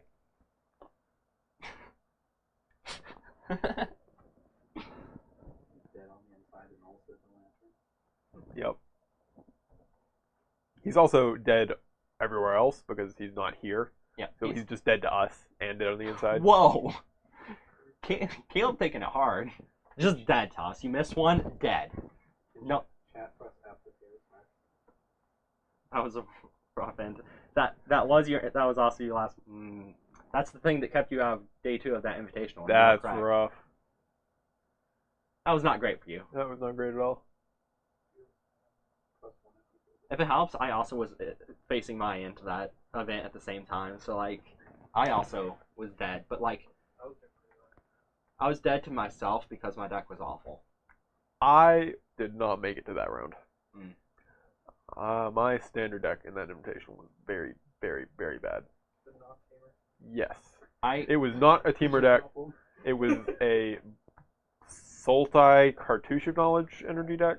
So which I've is been not great. up to the invitational. I've been playtesting Affinity a lot. I got to the point that I was really comfortable with Affinity. Took down an IQ a couple weeks before. Was like, this deck is really good. And then the day of the invitational, I was like, I'm gonna play Storm. That was dumb. Affinity is great. You should have played it.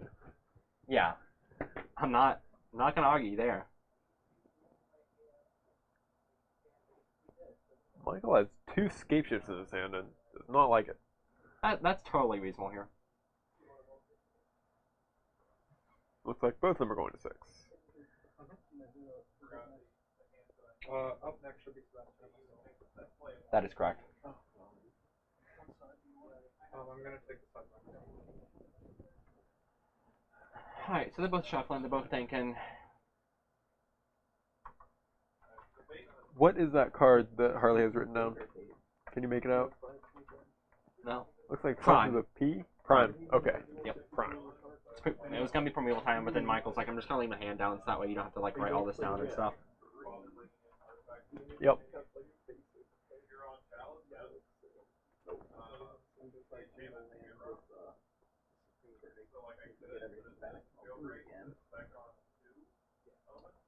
So Michael is looking for hands that set up lands and hopefully have an Ancient Grudge. Yep.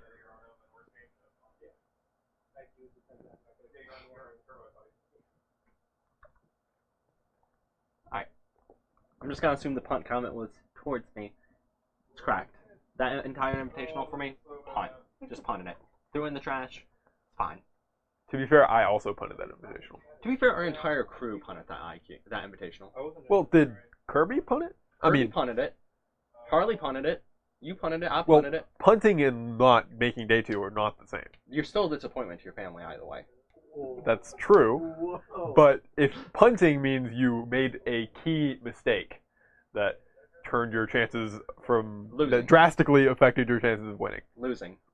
What's up? that's not that drastically that's not affected what your punting chances of means. doing well. That's not a decision. You don't decide to lose. If you make a decision that makes you lose, I it's a decided punt. to lose. That's yes, you punted. I punted. Did Kirby punt? I mean, I mean, Kirby probably his decks were good, and he probably played pretty good. he played against Lantern. That was a punt. You don't decide to play against Lantern. That's not what punt means. I think it is. I think you don't know what the word means. I think the word basically is pun. So like I know what it is. It does have those letters in it.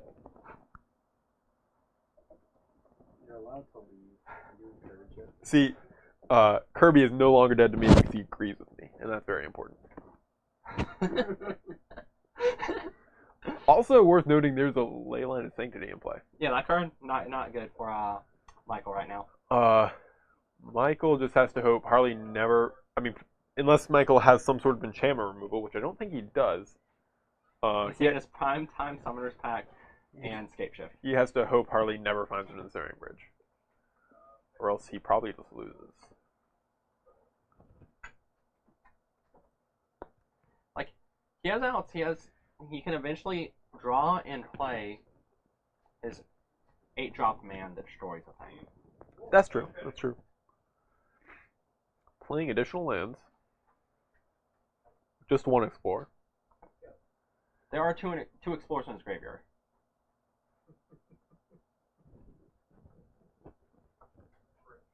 Oh, that card. That There card you right go. there. It's real good. Yep. So Michael does have actually plenty of outs because he has the tutors plus the I almost Woodfall. I almost just like slamming the Prime Time and just getting some Valakuts.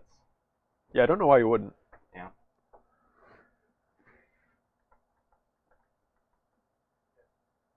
And just actually getting the 2 Balakuts. Yeah.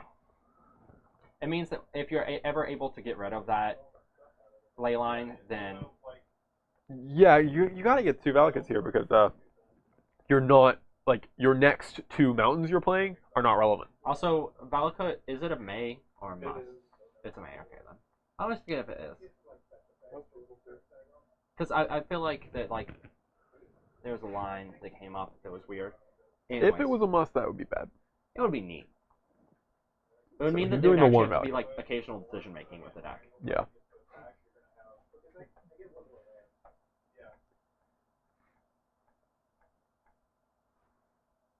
I mean, currently Michael's making a decision. Probably not the right one. I hear Michael use the phrase, I don't know if it matters a lot. And with most decks, I would be like, it does matter, Michael. But with this deck, that Cinderglade, he grabbed off the Primeval Time, didn't he? No, he didn't. He played it for turn. Okay, there you go. He grabbed it off of the Wooded. Otherwise, he would be cheating a little bit. Yeah, he grabbed off the Wooded Foothills, which is why he was searching his library for the Cinderglade before he got the 2 Valakuts.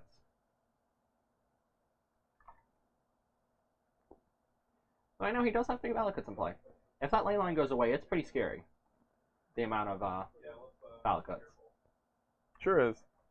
Just a couple of lands will do the trick.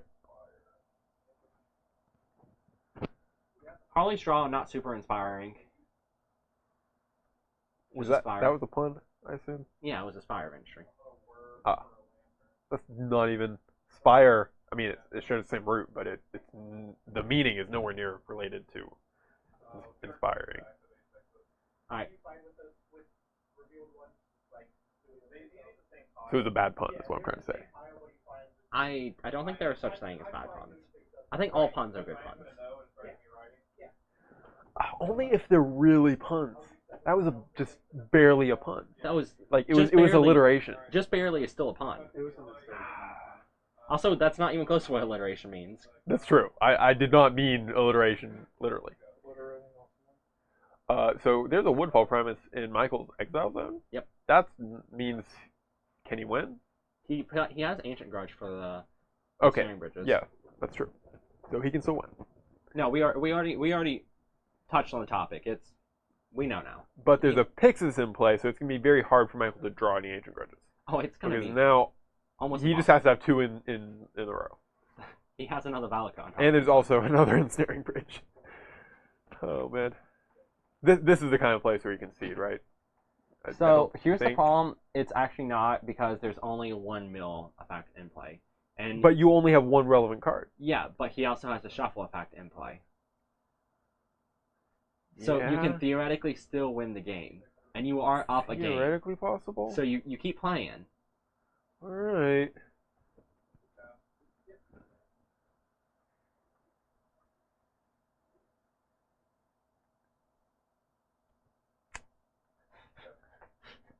This is exciting. This is the type of Magic I like to see. Is it? I love it. What do you love about this currently? Can you just describe to everyone else what you love about this, so we can all also love it? All right. Because we're currently all missing that aspect. So you see of this how game. Michael can't do anything? Yeah. That's great. Okay. So let me get this straight. When one of the players can't do anything at all, Yeah. you love this. You Yeah. think this is great viewership. Yeah, like it's a really good like this game right now. That Word of Invention should shut the game out though. Yeah, getting the Witchbane Orb. Is that what you get here? Witchbane Orb? I mean, you get the third Ensnaring Bridge. Shatterstorm is not bad. Whoa, that's a card. Okay. Well, I mean, he can exile it, but it's still a card. Harley can attempt to exile it, but it will still be in Michael's deck. Yep. Harley will be forced to try to mill it, at which point Michael will shuffle his library.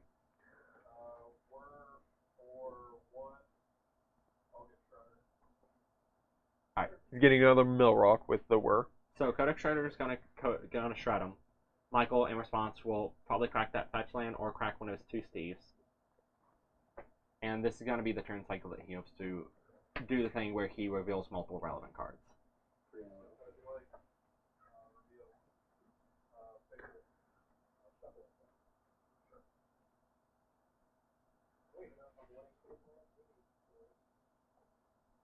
Yeah, you can get your forest. You should get another forest just because it thins your deck. Yep. Oh, he only runs 2 forests. Never mind. Well, there you go. I only see, there's one in his hand. 1 in his hand, 1 in his hand. Yep. Yep.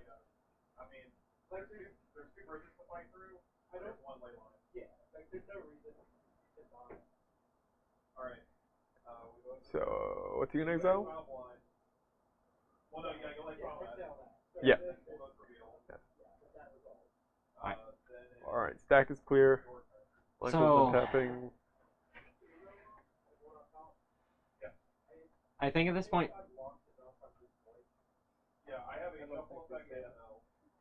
he can concede next turn, but what he should do this turn is try to get 1 shuffle and hope that the reveal after the first shuffle is relevant.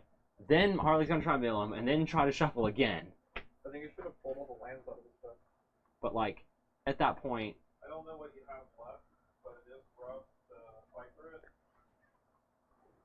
so Yeah, I mean, it wasn't going to be fun for anyone, Michael trying to win that, but he still had a little bit of a percentage that was probably worth keeping. Yeah.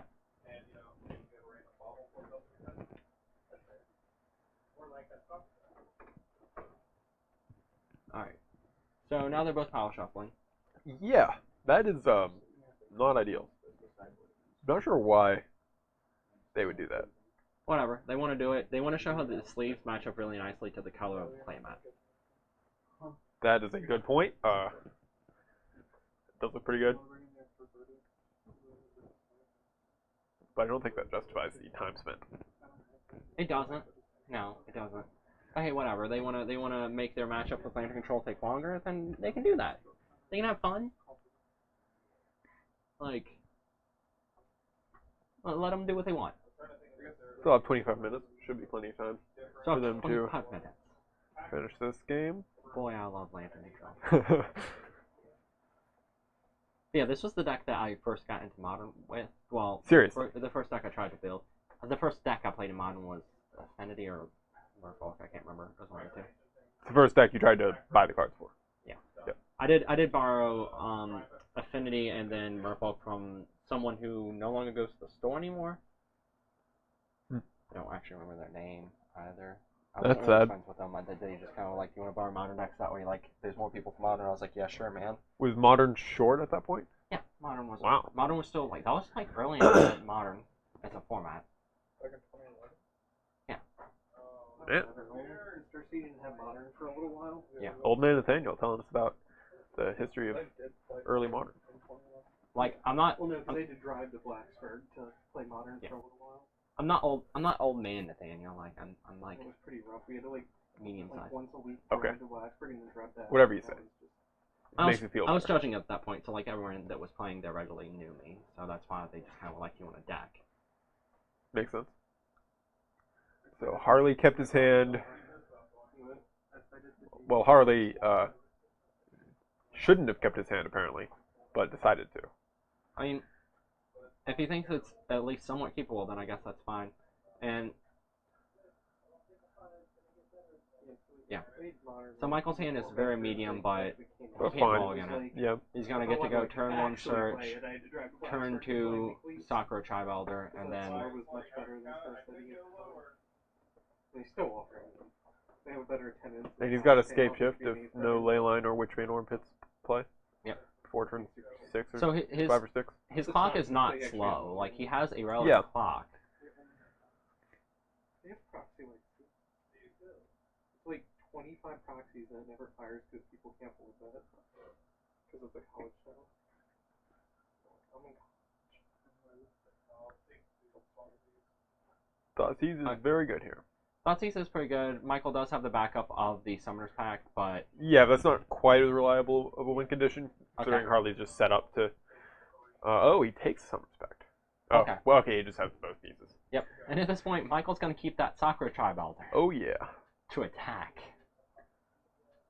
I mean, also to conserve the shuffle, since there's nothing he's doing with Yeah. the mana yet. Also to attack. He does get to attack. Probably not going to be that relevant, but he does get to attack. Correct. It might be relevant. He has Harley currently on a 15-turn clock. Wait, why do you get a forest here? Because he needs double green or something. I also think he should just cast the Summon Spirit God. Yeah, probably. Doesn't do a lot. Because at this point, like, you're just kind of hoping that the bridge doesn't hit play and that your Sakura Chivelder is fast enough. I certainly hope that happens so that Harley loses. Oh, he has three lands in his hand right now. That's not great. There it is. Oh, there's an Ancient Grudge.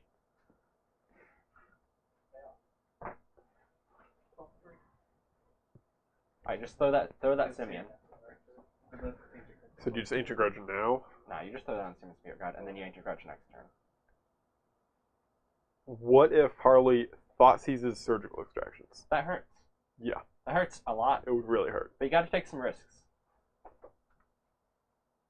There's half the combo. Does he have the surgical? Nope.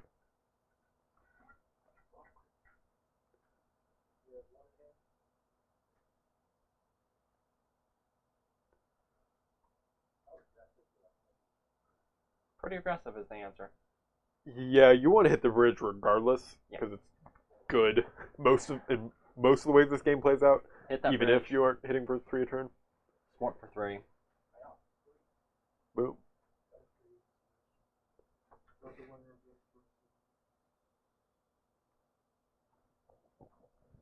You. So Harley has a War of Ambition in his hand, so he's most likely going to War and pick up another Ensnaring Bridge. That would be sensible. He has exactly enough mana to do it. He'll take 1 damage to do it, but Yep. it's fine.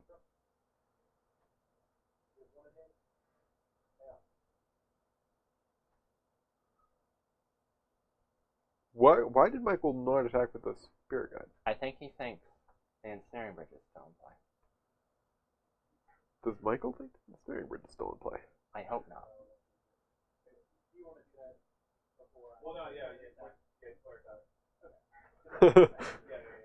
Michael was skipping to his attack phase and not playing it off. Okay, okay. But So okay. whatever. Yeah. Got the other bridge, so War is triple blue axe, right? yes. Harley should also take 1. Harley should have taken 1 off the spire. There you go. There we go. We fixed it. Which is relevant. Takes off a turn on most ways this game ends. Yeah. And I actually think that, I think Michael's fine right now because Yeah. Harley's not really doing anything. Harley does not have a Lantern of Insight. He just has some lands. And 1, 2, 3, 4, 5. Is Michael's hand a Simian Spirit Guide? Because I would play it. Because then you have a 2-turn clock if you draw a removal spell. Yeah. 1, 2, 3, 4, 5, 7. I suppose he's holding it for if he hits a Woodfall. That's sensible. Harley drew something that's making him think, though. He's really thinking. What do you think that could be? I'm not sure what. Like a whir? A War would make him think a little bit. Maybe he's bluffing. That seems loose. Bluffing with 18 minutes on the clock in this game? Okay, he drew a Thoughtseize. Thoughtseize. He takes the Simian Spirit Guide, sure.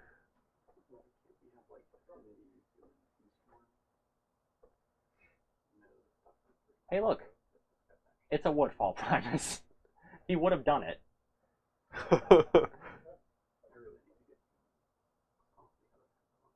Well, I'm not sure what he's thinking about right now. I mean, he can't cast it. He can't. Yeah, he attack. just passes end of turn Crack Steve. Crack Steve. Then just start Then win in 2 turns. Yeah. Looks pretty good. that Codex Shredder is real bad right now. Well, no. Codex Shredder's fine. He can use it to bring back an Ensnaring Bridge. Yeah. But he also still has to worry about the clock of just the mountains being played.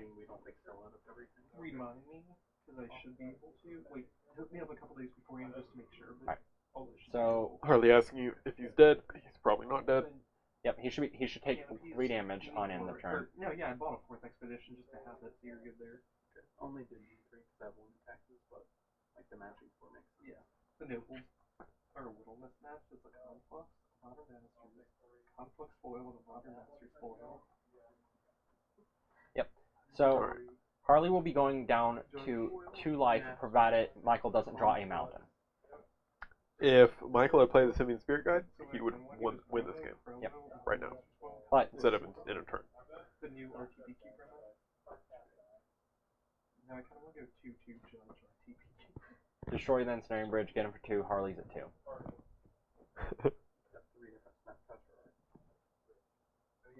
Michael fought a little bit about whether to target the bridge. Yep. And now Harley's led to a lot of things. It was actually foil? Yeah. I thought he was just like, white. No, he's white. So Harley has to get back the bridge right now and then draw So if Lantern. he won't draw. Like, yeah, he can get back with Codex Shredder, draw a Lantern, and then he just has to prevent Michael from drawing a ramp spell, a land. Yes, he has to prevent Michael from And drawing any of the cards in his deck, basically. an Ancient Grudge. Like most, I think that he can leave Michael with like Forest. There is one of those. You can also leave him with a Valakut, since he doesn't survive more Valakuts being in play anyway. Yeah.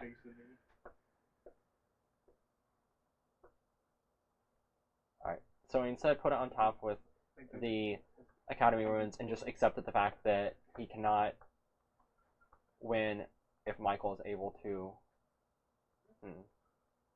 Yeah. He does the mountain. I guess he's just fine with dying the mountain. Yeah, next turn. So his plan is to fade dying this turn, and then next turn bring back War of Invention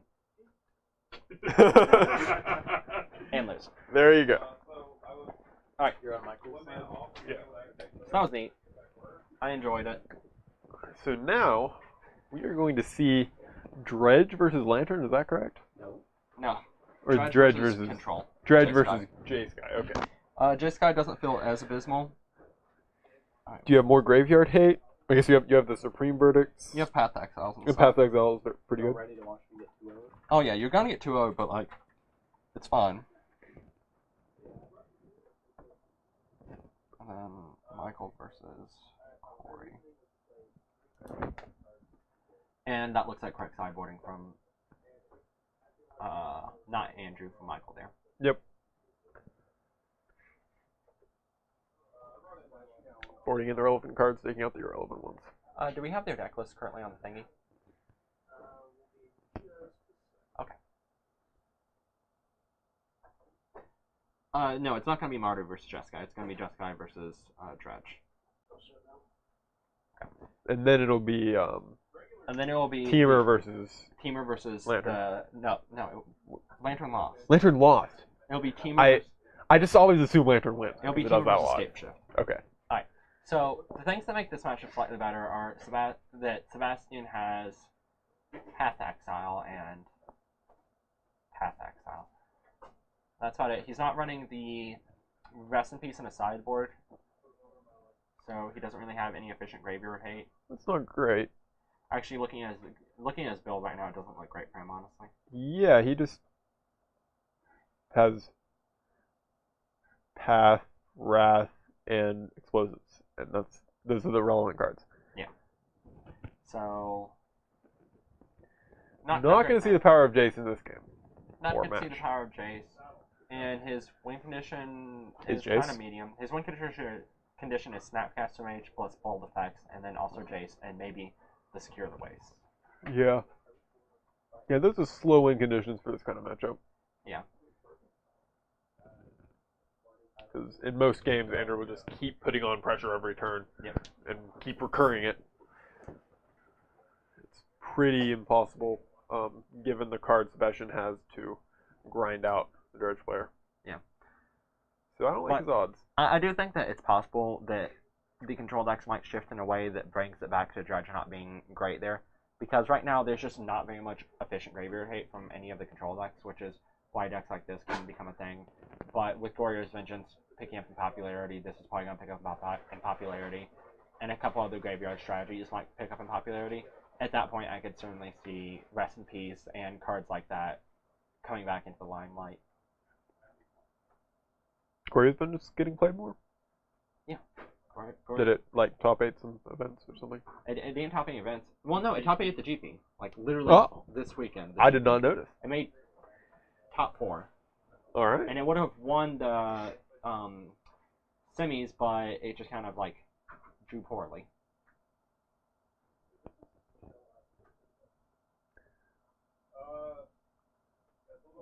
Like a fine hand from Andrew. I can't make out Sebastian saying, apparently it's not that bad. I do see 2 lands, Logic Knot, Path Exile, and I think It's I'll like kind of average, but you're probably going to need more than average to beat Dredge. Yeah. Now, Andrew didn't have as good of a start as he did against me. No, he's got the worst Dredger. Now he's got some Dredgers. So this isn't great for Sebastian, but Yeah. it's fine. Things are fine this game. Everything's fine. Not putting anything into play this turn, any creatures into play this turn, looks like. I mean, but next turn should be able to set up a lot. Unless he just has like Cathartic Reunion. if he has a Cathartic Pitch. Reunion, there's a good possibility he puts some. Oh, look at that, he has a Cathartic Reunion. Pitch Bloodghast, but he's not going to be able to trigger it this turn. And I can hide those now. Good. That was my bad. Yes. I forgot I was in control of that. I also forgot, to be fair. Alright, there's an Archimedes. So now he gets to trigger the Amalgam. Yep. Triggers one Amalgam. And there's another one. Oh boy. And there are more Bloodghast. So yeah, this game's over. That's Yeah, turn. Andrew almost wins turn 3. Yep. It's a fun match, really. Just showing off the fun parts of Modern. To be fair, Andrew is definitely having some fun right now. Oh yeah, he's having fun. He's giggling like a child. He's having so much fun. Now, what does Sebastian do here? Like, how does Sebastian win? Can he win? He probably just plays Jace and hopes. He plays Chase on turn 2? Yeah. Okay. Just throw it down. Yeah. It's on board. I mean, a judge calling a game loss is better than this at this point. Yeah. Alright. So, Dredge and Life Loam. Can see all this again. And Conflagrate in the graveyard, another Narcomoeba. Swinging in for 8. I believe he should probably path one of those amalgams. Yeah, that's Vault what I the would other do. one. There is a Conflagrating Grave. He's thinking about whether or not he wants to hold up mana to counter the Conflagrate, but like, that's not great.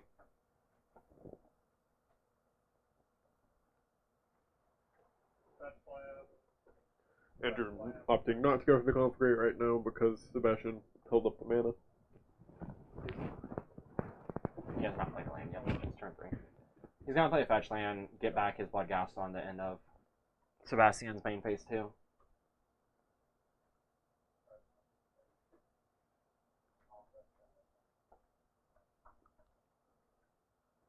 And those Bloodghasts will have haste relevantly. If Sebastian had main deck Anger, this wouldn't be the worst. It'd be pretty bad. He still would have Bloodghasts to attack with next turn and then Conflagrate. Did they not trigger right now? It's a May. Gotcha. And Okay. he has a fetch land, so he's not going. Yeah, they have haste anyway because Sebastian's at 10. Yep.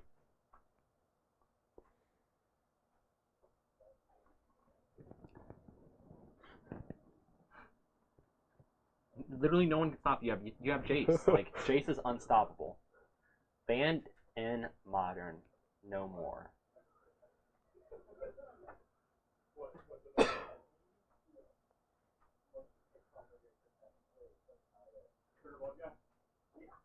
Bloodghast has been triggered. So he gets back 3 Bloodghast. They all have haste. He swings for 6, 9, 10, 11, 12. Sebastian has Electrolyze, right? So he just electrolyzes 2 Bloodghasts and doesn't die? And then dies to the Conflagrate. Yeah. But he doesn't die this phase. is all I You was found a way to not extend the game for even a turn, just for a phase. saying. I'm proud of you. Is he gonna snap path? Is he gonna electrolyze? Man, the electrolyze is doing some work. Well, he could draw Force of Will, right? He's going And down to pitches one life. Jace? He's going down to 1 life. He can't even force a will. Oh, man. Actual no-outs in the game of Magic. Oh wait, no, he's gonna go to more than 1 life because he's snap pathing instead. Okay. So he's instead going to 2 life, so he can force a will. All right. He doesn't have force. So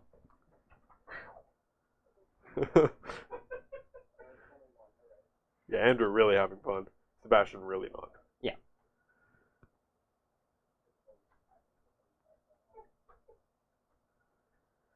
So, we've already talked about Sebastian's sideboard. Sebastian's at -8, apparently. Andrew does Ghost Quarter, Thoughtseize, Brutality, maybe? Yeah, brutalities come in. And then Maybe not Thoughtseize, I don't know if he wants yeah, to board brutalities, ghost quarter, thought seizes. Simple enough. out. I mean, what is he boarding out for Thoughtseize? I don't know I don't know what you sideboard with this deck, honestly. I think you don't board in Thoughtseize. you board out the Cathartic Reunions, you board in the Okay. Brutalities, Right. and the Ghost Quarter. I think the Thoughtseize are good. So I mean, it's fine. I don't know if you want to thin out your other pieces. I mean, you kind of need him in this matchup for Sebastian's relevant card, I guess. I don't think he has one, but he might have a relevant card. Yeah, it's probably worth like boarding out the maybe Haunted Dead and something. Yeah, there is a better matchup actually for Dredge. It's Grixis control, and that's what he played round 1. Yeah, you were on the other side of that. If I recall. Not great. Did not enjoy it. Didn't really get to show off like the things Grixis has going for it, because Grixis does actually have a lot going for it if the meta turns into the way that everyone's playing more Jundish strategies. I don't think actually Jund is going to see a lot like going to be all that relevant, but like if strategies, just because Jund still feels kind of like weak, but like Jund seems like it's good again. I mean, Blood Raid's a good card. Yeah, but like Jund lists for a while have been going away from 4 mana cards. That's because they didn't have Blood Raid. Yeah, but like even then, like I'm not utterly blown away by Jund specifically, but there are decks that run Blood Raid that are going to be good. What are the other decks that run Blood Raid? I don't know. Oh. So you're just assuming the Blood Raid is going to find a home in a deck other than Jund. There's going to be some 4-color mid-range deck that runs it. There's Big Zoo, really? Big Zoo. Big Zoo. That's I throwback. actually do think that a Teamer list is going to eventually pop up with it, just because I think Teamer has a lot going for it right now. Yeah. And like Jund will see some play. I just don't think it's going to be like the best deck in the format. I think it's going to be like a deck that's fine. Yeah, it's definitely gotten a big boost from what it used or was before the ban announcement. Yeah. But yeah, it's not going to be the best deck. But like in those types of things, I see Grixis being decent, and we'll see how like the meta starts to shape up. Yep. Once the ban's go into effect, though. I mean, Blood Raid really helps your control matchups and your like Grixis matchup. It certainly helps for sure. The card is just by itself a 2-for-1. Unless you hit Bird's Paradise. Yeah, but Fatal Push also not that. Like, if you hit Fatal Push or Removal Spell and you're playing against control, that's not great. Pretty awful. But it's a card that definitely has some play, and that has a matchup. Fatal Push? Not Fatal Push. Blood Raid Elf. Okay. We're not clear. Your language was not I'm not clear. Yeah, I didn't specifically say Blood Raid, but like anyone. I mean, Blood Raid obviously has some play. Like, I mean, Blood Raid is just like your best card in that matchup. So to say it has some play is a bit of an understatement. To say Fatal Push has some play is technically true. It does have a little bit of play. Like, it has targets. Okay. Calm down. All right, Sebastian on Mulligan. As per the usual. Yep. So. Definitely going to need to see. He doesn't even have great cards to see. Like, he really doesn't. Yeah. He can hit his. There's no one card. He just needs to have the perfect combination of the pieces. fact that he doesn't have, he literally has no graveyard hate, is kind of a bummer for him. He has a lot of graveyard hate right now. In his head, like he probably is really hating the zone graveyard right now. I was really curious. I kept looking at the list and I was like, "Are you okay, Caleb?" He is full to the brim with graveyard hate. Hate for the graveyard. Yes. Got you. Sebastian trying to scry into a better deck for this matchup. Rune Tail is good. I mean, it prevents Conflagrate. And amount, yeah, like, you can just name something. Yep. Yeah. All right. Andrew is really thrilled to be playing this deck. Yeah, because he has the actual nuts. What does it look like? He has 2 Faithless Lootings and a Stinkweed Up. So he's going to get to discard the Stinkweed Up, draw to the Stinkweed Up. Wow. It's so he can have like 40 cards in his graveyard. It's a life from loam. Oh man. Dredge that life from loam. Oh man. It's an Amoeba. Yeah, why Oh not? man. Better to be lucky than good. Yeah, basically. Well, He missed a dredge, so not the actual nuts, but there you go. Oh man, he missed a dredge. Oh, Now no. he gets the second Faithless Looting. He gets the second Faithless Looting, and he gets to do a bunch of dredging. He also has 7 power in play. Sebastian does not have a Hero of the Gods. Fun fact. Yeah, Andrew is making this look easy. He does have an Izzet Staticaster, which helps out with the Blood Gas. It does, although a land just counters every activation.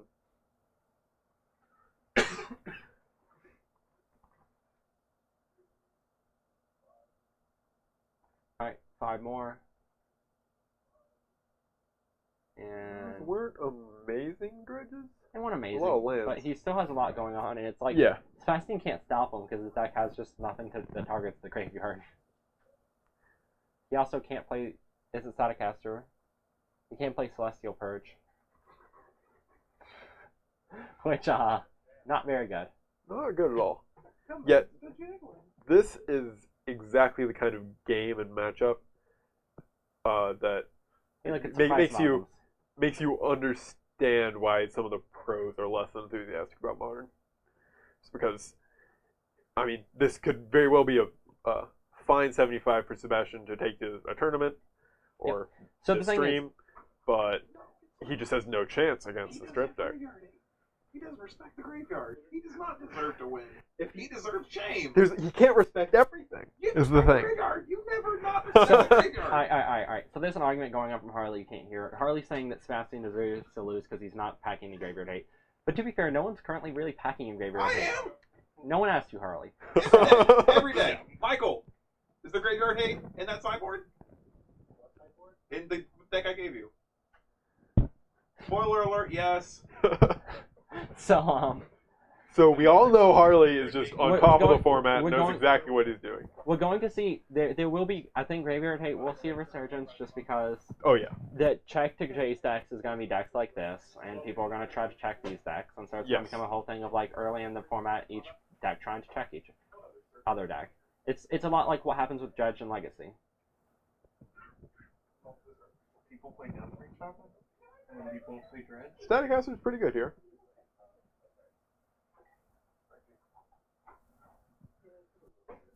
Staticaster is pretty good.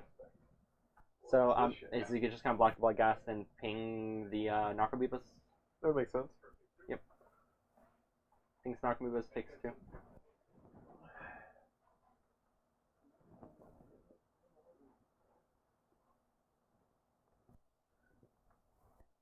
And it doesn't. Does Andrew have any creatures in his graveyard he can bring back immediately? Define immediately. Like right now, this turn. Yeah, the price level. How does he 2. bring that back? he cannot bring back any creatures, but he is gonna deal 5 to Sebastian. Sebastian's at 5, and the Izzet Staticaster is dead. Don't worry, Sebastian has a Path Exile. Got there. He also missed his land drop, so he can't even cast his Crypt Command. Oh man. Yeah, you can't stumble in this kind of game. Hey, look, it's another Blood Gas. Hey, look, it's Narcomoeba. Hey, look, it's Shrews. Oh, he missed the amalgam earlier. Oh, so Sebastian should just be dead. Yeah. Yep. Because Andrew's amalgam should have been in play. Yep. So Sebastian has another turn, unless is there another Yes. Conflagrate? He missed those. I don't see another Conflagrate. Oh, there's a Conflagrate. So Sebastian is dead this turn without some interaction. There's double interaction. All right.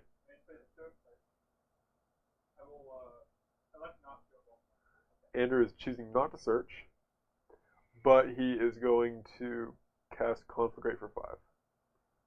I think. Oh no, he can only do it for 3. He can't. Yeah, you tried. Did I? Did I really try? I don't think you even came close to trying. That's accurate. Alright, so we got all these Plasmalgams back. And and Sebastian can draw a land and maybe survive. He might. He's dead. He's just dead. Fun fact, he's dead. He's gonna equip the command, tap the team. Andrew just drew. Well, he has 6 cards left in his library. That's a good reason. I cannot see that he only has 6 cards, but And does he have a life emblem in his hand? yes, not sure. There's Conflagrate. Conflagrate and 2 lands. Okay.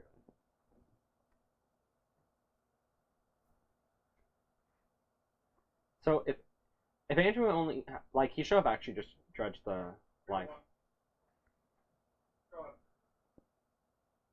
But like now, Yeah, if you dredge his life from the but now the Conflagrate is going to kill him next turn regardless. So yeah.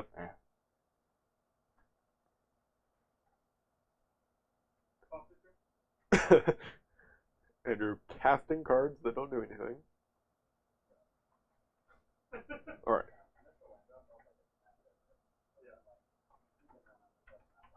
Alright, so anyways, so now we're going to go to next match is going to be Corey on the Teamer deck versus Michael on the Shift deck.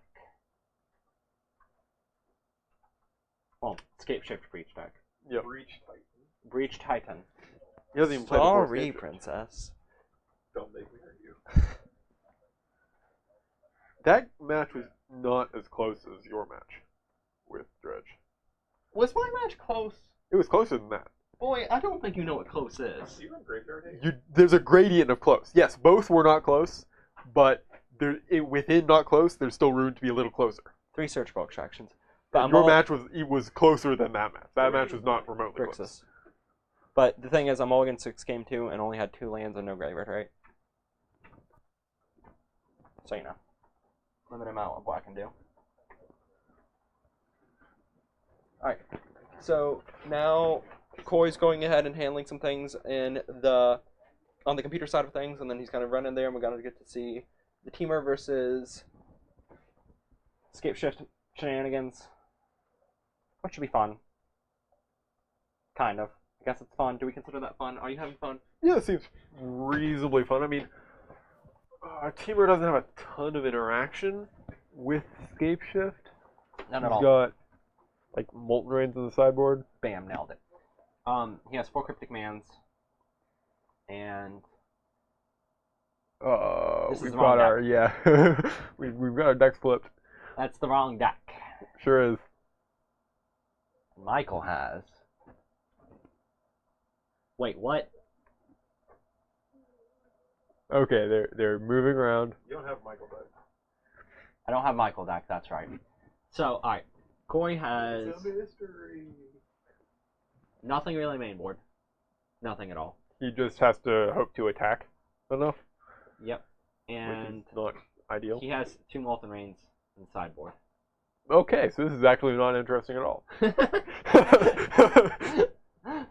Like, Corey is just on the beatdown plan.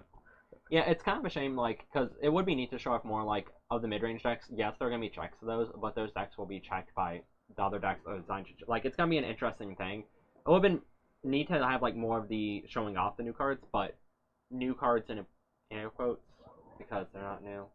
They've They're been new here. to the format. They're new to the format. That's new enough. Welcome, Jace. He's back. He was never in He this was format. never in. No, I'm aware. Why'd you say he's back? I was going to lead into a joke, but you guys just kind of threw it in the ground. I belong in the trash, not on the ground. Would that be illegal? Yeah, littering would be illegal. Throwing me on the So- ground is illegal because it's littering. How much Nathaniel is illegal? Whoa. Shade has been thrown.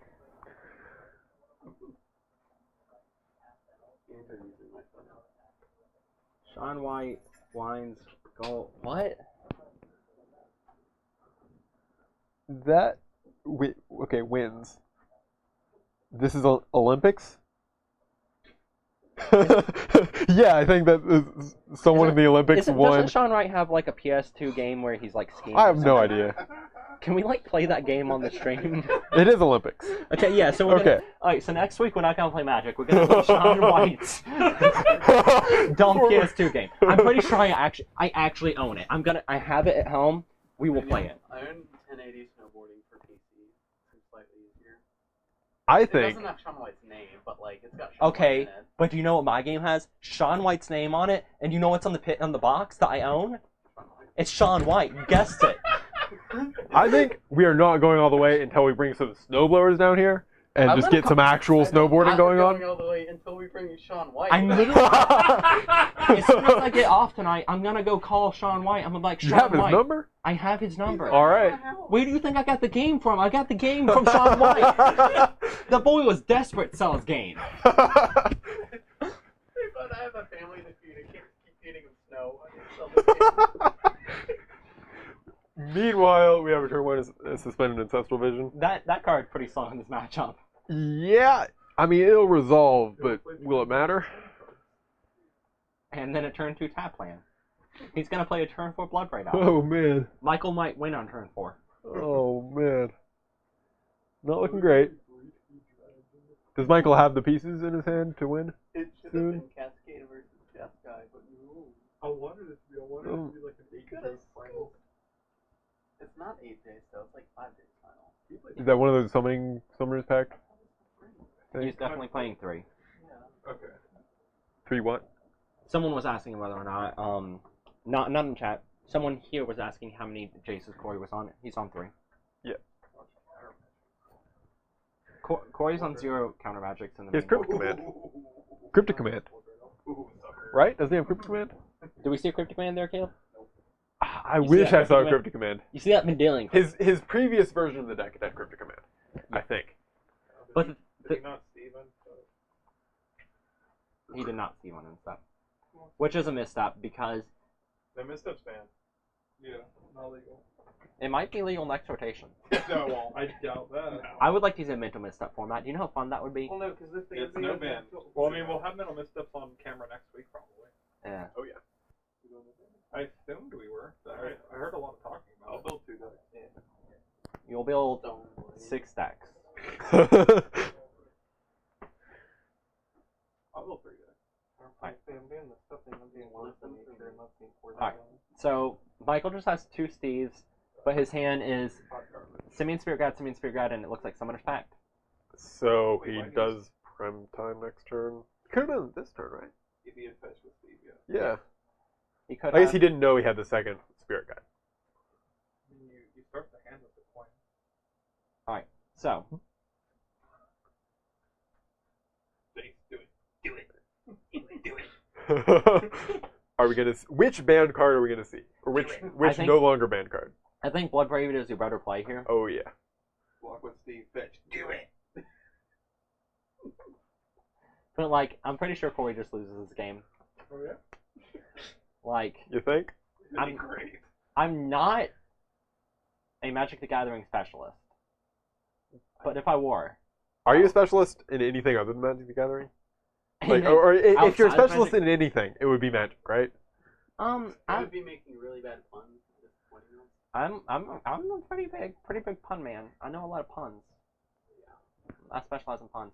I don't know, like Oh. the hitting Pokemon for video 4. game I can specialize in. I will money match anyone in a showdown match right now. Which one? In showdown. Beat you in Shadow Coliseum. Which I'll beat you in Shadow Coliseum. I own the special edition Shadow Coliseum GameCube. That's pretty hot. Hold on.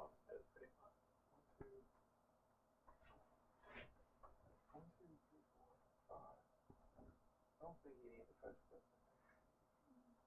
I agree. But it's fine.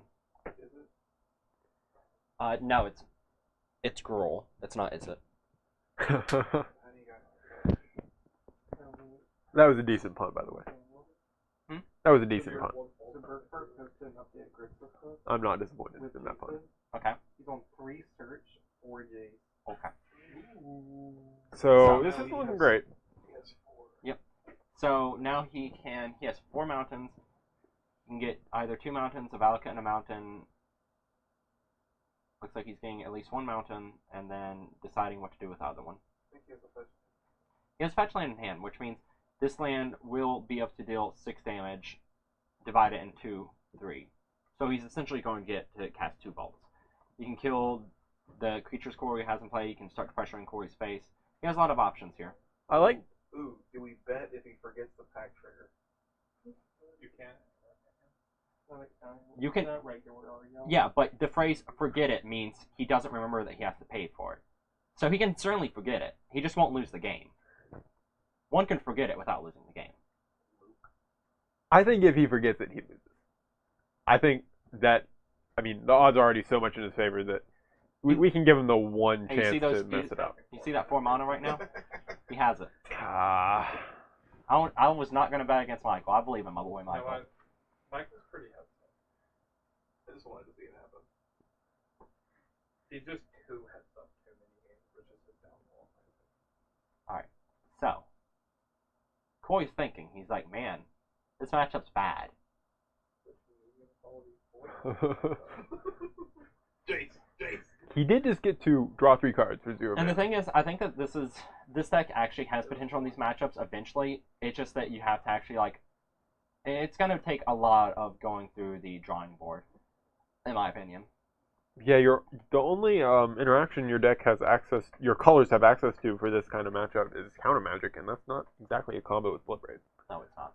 But, like, you certainly have things you can do. It's just that it comes down to a lot of how you build your deck, and it's a deck that certainly isn't going to be easy to build initially. Yep.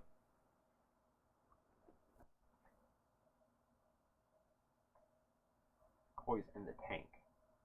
He's attacked with his 3-2. Michael's gonna bolt it, looks like. Or point a Valakut trigger at it. I mean, Michael's not going to block this Bloodbraid off. Because That makes Bolt kill that makes Prime Bolt Time, kill yeah. Prime Time. So it's a free attack from Corey's side. Yeah. He also has more Bloodbraids. Yeah, given that it's a free attack, I would have liked to see casting on a Bloodbraid. Yeah, he has so many Bloodbraids. I lived his hand is just all Bloodbraids. Because he's dead next turn, most likely. He is, like, the deadest thing I've ever seen. You haven't seen many real dead things.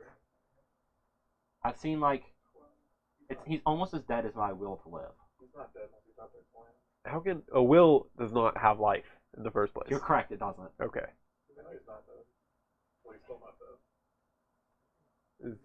Does Scoos get him out of this No. There's a land. at all? He can. Oh, no, never mind. You're right. He can triple the third mult. Yeah. I think it's better to try to high roll. Like have Bloodbraid on the bolt. I think it would better to Bloodbraid and keep both. Michael paid for pack. I'm also missing how he's not dead here. Him very good. He's dead. Yeah, I did. Another double now. Looks like. He's dead on board. He doesn't need to do anything else. No, just let him have his fun. He can make him more dead, which is fine. He paid for pact. You see He those did, 4 lands yes. over there that are tapped? He paid for pact. Yeah. Oh, Caleb did it. Okay, sorry, yeah, Caleb didn't pay for pact. Caleb, turn the mic I on. can't pay for pact. Okay. Well. I don't have any mana, and I don't have a pact trigger on the set. Okay. Okay, you got me there. Even if you don't have the mana, you can't pay for that. Alright, so let's ping back It's Corey's true. deck and look at his sideboard that has nothing. So, Molten Rain Molten Rain. is relevant. I think it is. Kitchen Finks. Better than something in his deck. Is it better than Jace? Yeah, It's better than the Dismember for sure. Like, he doesn't want to cascade into it. It's not a It's better than Electrolyze. I mean, I'm probably decide we're in the same. I mean, at this point, he brings out the Electrolyzes, he brings in the Dismembers, and he takes out, like, Oh, yeah. a thing. He takes out one other thing, and then just brings in the Molten Rains and the Kitchen Finks. Escape shift. He can get down a Lightning Bolt, so he can go down to 3 Lightning Bolt. Or he can just cut his Jaces. Escape shift Yeah, Jace or- doesn't do anything. If So- you got Jaces, you go for potential hits on Cascade, so you won't have to walk Cascade into them over like a Molten Rain or something. Yeah, but that's rolling it really. That's looking in a really not great spot because he's already running so many cards that cost less than 4. Like you don't sideboard in that way because like Jace is just a bad card in this match. Yeah. Jace is a bad card. Electrolyze is a bad card, and Dismember is a bad card. Kitchen Finks is passable. Molten Rain is passable, and then. Is it Staticaster hit Steve? Wow. It does target Steve. Ooh. I guess you just leave in 2 Jaces. You gotta bring your Nets for Forget to crack his So you can play Blood Red Elf, make a Nets of Voices on the card, now it's a 4/3. Oh man. Alright, so. He does run, I forgot he also runs Oh. cursors. It's a reference Yeah. to Commander. So, I don't know. The elf match will be interesting. Whoever has the nut, I guess. Remember the game with Pact? Game's favorite for me, the game's real. Well, I do remember that. Not fondly. Might not even. That. More Yeah. So. Yeah, he hasn't had the turn. So I do. Like the turn Fun 3 story about reach. Pact. I had a friend who was playing Affinity against someone, and they were playing the Amulet deck. Bloom Titan. Bloom Titan, and he was playing. Was it with Bloom still, or it was after the post ban? Bloom. Okay. And he had the Amulet deck. combo of Hive Mind, and he went Hive Mind plus Green Summoner's Pact and pass. And friend just went, okay, upkeep, pay for Pact because he's playing Affinity. Yeah. Because he just like he has mana. Yeah. And then did you like find Arcbound Ravager and kill him? Yeah. No, he was super dead. The opponent just died. Did he die because the Affinity player was I'm able not to shoot him or something? Because that would be max punished. I'm not for sure on the full story. I just know that the person died. Okay, that's fair. Alright, so let's see if Corey drew some good cards for this matchup. Joking. He doesn't have any. But they're all so much fun. His nut draw is like Mana Dork into Molten Rain into Molten Rain into Blood Rain or something. Or Mana Dork into Molten Rain into Blood Rain, Cascade into Molten Rain. That wins most of the time.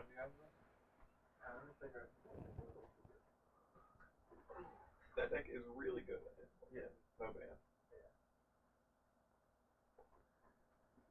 Alright, so Michael's starting off on a search and Corey start off on a tap land.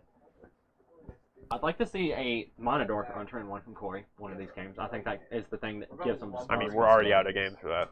This is the last game. Yeah, no, this is the last game, you're correct. You have to update the scores.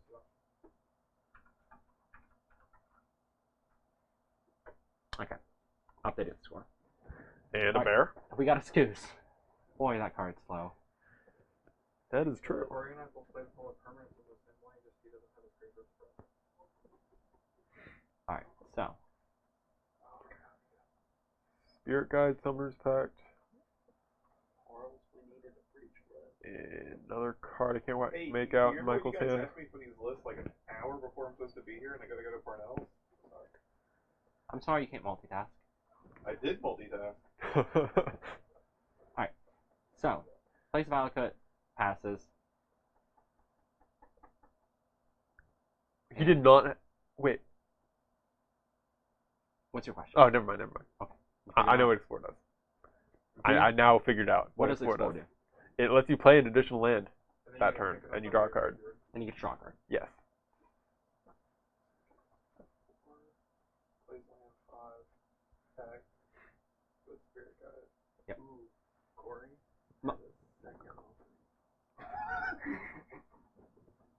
I'm afraid.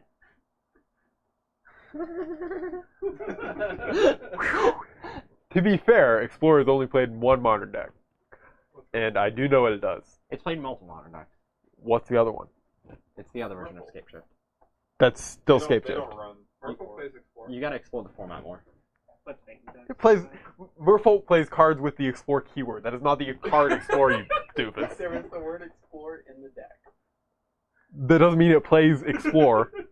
The word explore. That's a different statement. That is a different statement. Get 'em out. I am clearly correct.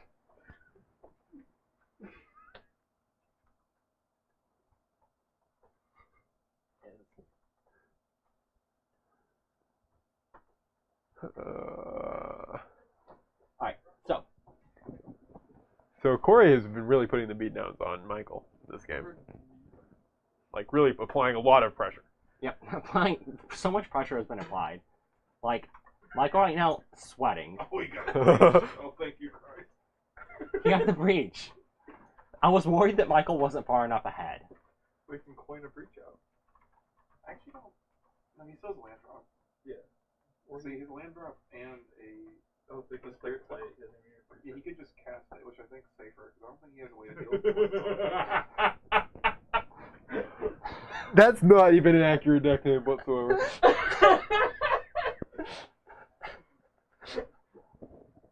Alright, Summoner's Pact. Shadow now. Oh, gameplay. So Corey has a hot response. Does he? He can activate Scavenging Ooze.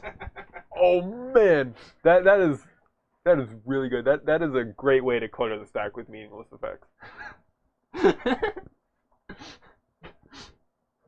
Connor was suggesting red green pawns with blood braid. Did Connor become red? That actually doesn't sound terrible. It sounds like Ponza, but slightly better. Yeah, and Ponza's not bad. Yeah. Do you? So he just hardcast. Yeah, the mana dorks aren't great. Command works, Utopia sprawls, 1, 2, 3, 4. Beast Withins when you don't want them. Yeah. Redundant Blood Moons. And it looks Beast within your own Utopia. like he's getting Valakut Stomping Ground. Which Yep. means next land he plays will be able to deal 6 damage. Well, compared to the other 4 drops in Okay. the deck, But you can't. So does Corey scoop like, now? play a chameleon class, but No, Primeval Titan. Because he doesn't have much of a chance. Jace Bounce. Jace Bounce. I don't Jace has Reflector Mage's ability. actually know what doofus you mean. So, And Alright. Breach. Corey picked up a really relevant card at this point in the game. Did he? Bird's Paradise. I mean, that does let him activate his Scavenging Ooze some more. Yeah, he can put it in the graveyard. He can bolt it and put it in the graveyard. But that's less activation than Scavenging Ooze. If he just puts it in play, then next turn he has an additional green source. Oh yeah, right. He doesn't need to gain life. He just He just needs to put stuff on the stack because that's how you win the game. Yeah, the more cluttered the stack is. You basically treat like real life games like you do Moto games, and you try to time your opponent out IRL. Yeah. With 30 minutes on the clock. Well, like 15 of that is Michael's time. That's true. That's true. Okay, well that's actually relevant. The bird's not so much, but And then just eat that. Corey's prime not time. out of it. Yep. Yeah, he's eating that prime time. I mean, he doesn't look great because that mountain in Michael's hand deals 6 damage. It does.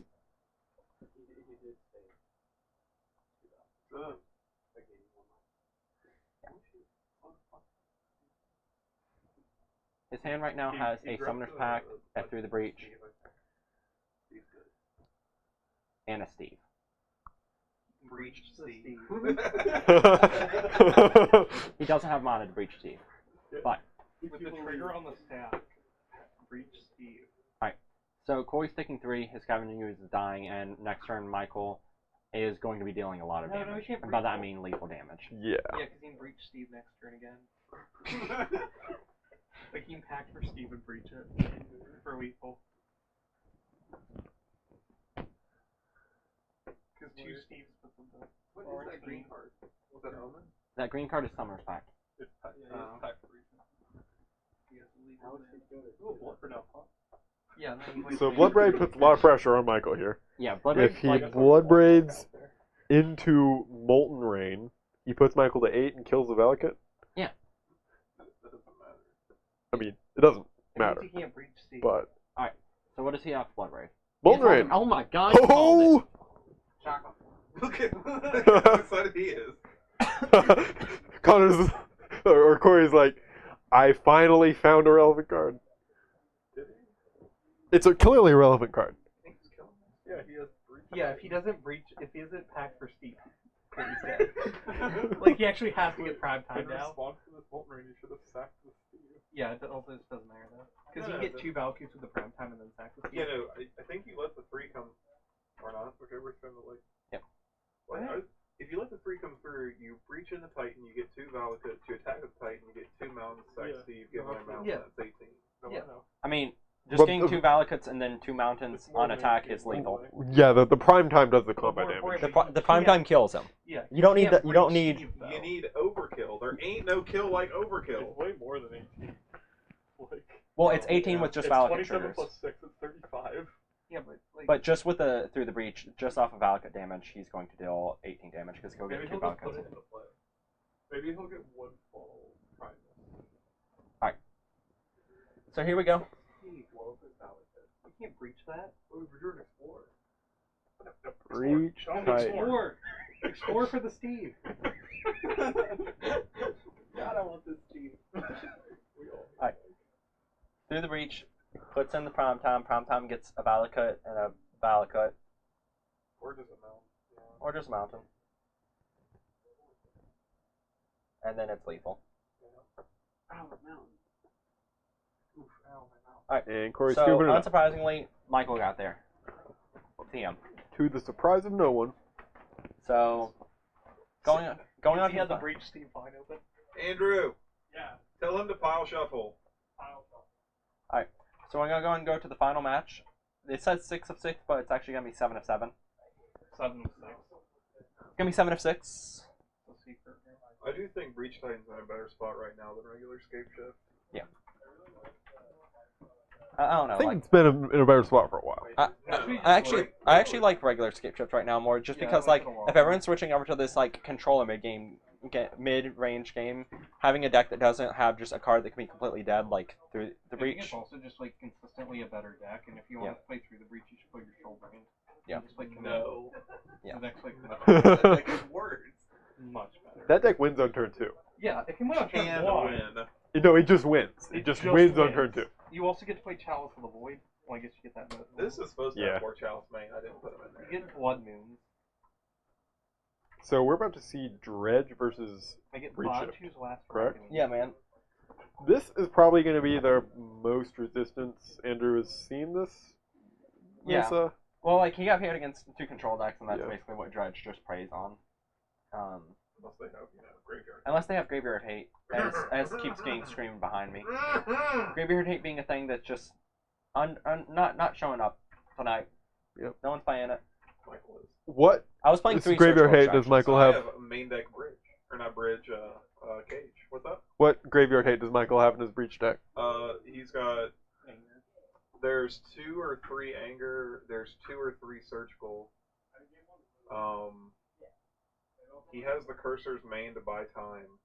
You cut the scape shifts because they don't really do anything against a fast aggro deck like this. Okay. So you cut scape shift for anger, and I would probably cut 2 explorers for 2 surgicals. Okay. Did you tell Michael what the correct cuts were in this matchup? Nope. Okay then. We'll see. So if we're he not going does to see those cuts made. it. Well, I mean, we could. We could. All right. So Michael could make the right decision. do we know who's going to be on the play? Who's going to be on the draw? Because I feel like that really just matters a lot here. It does matter a lot. Because Michael has pretty fast kills, so He's got he Spirit he Guides. could potentially race Dredge. That hand can race Dredge pretty hard, actually. Russian Double Spirit Guide. Double Spirit Guide, Summoner's Pact, and Through the Breach. All right. He has a turn 3 Through the Breach from Yuletide. All right. How much is That's that? pretty good. God, that is pretty though. So it's only 280. I mean, that doesn't just win, Oh, you're right here. Who you're implying, but there's that march. and then Because they're signed. And and you they're just foil. actually that's not even that great. And then he's It's like, not I that got great? aces too, so now No, you just 'cause, I mean, need it hits some rat for the last 12 A lot of damage, and then all your mountains are good. Okay. By the judge. Explain how it's not that great. Well, I mean, he'll need a little something to finish that off. Oh, So yeah, man. it's pretty good. It's pretty good. Oh man, but- I'm on attack with the 6/6 that gets me 4 lands on turn 3. It's not that good though. Right now, Andrew, turn 1, he's got to have like some blood gas. That's a lot better than Tweaked my last breach list. you a know little bit. a 6/6. Well, this is turn 2. Oh man. Cast, go 3. Yeah, Michael's pretty far ahead. 1 more in I'll hand, give you that. and a breach. Does he bother breaching or does he just cast it? I'm not for certain if he bothers breaching or if he just casts it. You always breach the Steve. That was the running gag. Was he packs for Steve? All right. Because if he didn't Molten Rain, he could So, for Steve and then breach Steve. Curious to see whether or not he's just going to hardcast the Primeval Titan or he's going to do the Breach of Prime Titan. There's argument for both ways. One thing for certain, he definitely is putting the Primeval Titan in play. Or does the deck run the 15-15? Woodfall Primus or The War. Woodfall Primus is not a 15-15. it runs Woodfall Primus, Cursor of Curfix, and Okay. It's Courser. Courser. If he was running the Worm, then I could see a good argument for getting the Worm, but he's not running the Worm. Worm would definitely be ideal here if he was running it. He did take one. So breaches it in, So if he was gets 2 playing Valakuts, Soul gets Brain, 2 he mountains, could breach the worm. deals 6 damage. Deals 6 damage. Does he kill the blood If you finger cat? Soul Brain, he breach the worm. Fire that. I would Deal 6 damage, deal 6 damage, deal 6 damage. He'd also Oh, yeah. breach the Grizzle Brain and win. Huh? If you finger Soul Brain, he breach the worm. Whatever. Oh no, only Or the you second just breach Yep. the mountain will trigger. So he Yep, gets yep. Valakut, then Mountain. And the second mountain does 6, and then Prime Time does another 6. Oh wait, no. No, this is lethal. Wait, Because really? it is 2-6. Because each mountain deal triggers both Valakuts, Yeah, you deal should 6. be able to make 18. So 6, 12, 18. Alright! Alright! So that's a turn 3 win. Like you said, not that good though. Like, he's gonna need more to win the game. Huh? Yes. Yeah. Oh. Yeah, breach Titan, 18 if they don't block it. Yeah. So So clearly we need to ban Primeval Titan right now.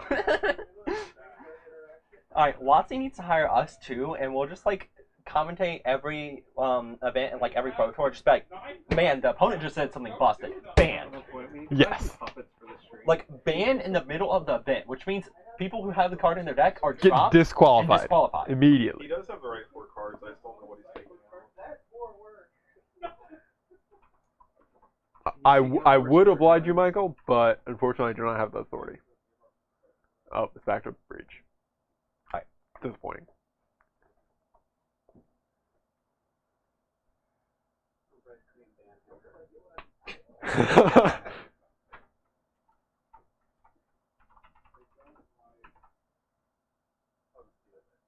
There you go. Is it the ban hammer because it gave the hammer to the deck that had previously banned cards in it? So can we see Andrew's sideboard or deck list? I forgot that we had that.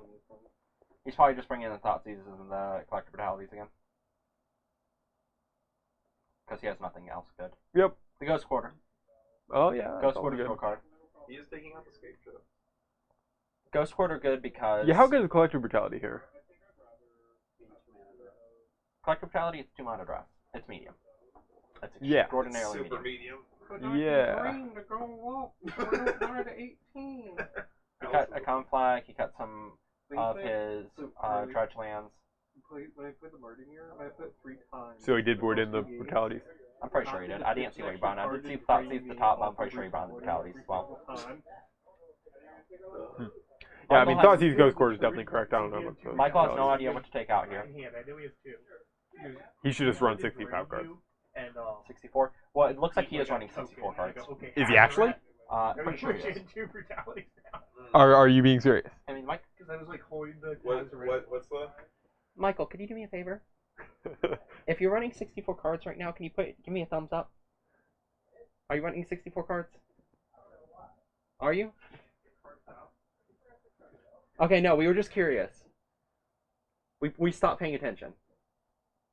Okay, yeah, you did. Okay, cool. Oh, he took out the omens. You took. Okay, cool. Thanks. So was that the correct sideboarding plan? I don't think he take out omens. But Okay, he took There's out an Omens. argument too because they you're are taking slow. out scape Yeah. shifts and like it's I mean, being able to like have the 2 omens out and it's a faster kill too. yeah no Yeah. like I like the omens. I think there's So an we're not the argument. I biggest think fan. he take out explorers. 2 explorers. I So like the explorers. the Or of them. yeah, but the like, current- it helps you draw in danger and stuff, and that feels a little more. the person who threw this deck together is saying that the cuts should be 2 scape shifts and 2 explorers, and then there's some argument between everyone else as to what the actual cuts are. But I kind of agree with Harley here, the creator of the deck, in that taking out the 2 explorers and 2 scape shifts. Yeah, You that also makes sense take to out me. 2 bolts. Also, this hand, Karma. No bolts. From the main. No bolts. Oh man, so Michael has a surgical extraction. That is a card in his deck that is good in this matchup. And he should surgical extraction that blood gas. I mean, he has the turn to do it. Prime He damage? just should do it. Uh-oh. Because wait, it- wait for Oh. the turn. Can you wait for Can it if you- it's a fetch land? It's not a fetch land though. Okay. Surgical extraction that. I Take that boy, surgical extract it. Is he going to do it? kind of like hitting him out of them. Yeah. But if he hits the blood gas, he has no way of triggering the amalgam. This is true. Bam. Or not.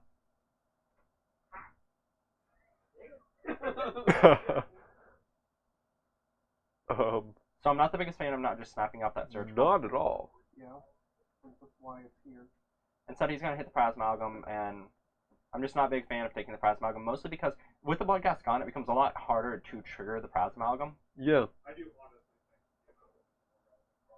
I Andrew disagrees with us, but I disagree with Andrew in the way that how is he going to trigger it? He has no cards in the graveyard that have dredge, so he can't dredge over the Narcomoeba, and he doesn't have any other creatures he can bring back from the graveyard currently.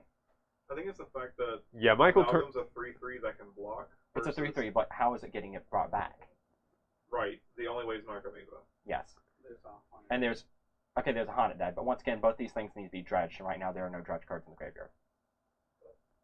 How slow of a hand is he? Oh, he has a cursor in here. Yeah, it's gone. Unless he wants the prime time. Or the anger. So Andrew has 2 thought seizes here, so he can take. If he wants to take the Courser, he then has a turn to take Yep. another to take the prime time. That's what he's worried about. Thoughtseize, But he's worried about the anger. Okay. taking the anger, taking the Courser. Otherwise, like, it's a turn 6 prime evil fight. It's not great. Yeah. Michael's hand looking pretty slow right now. Yep.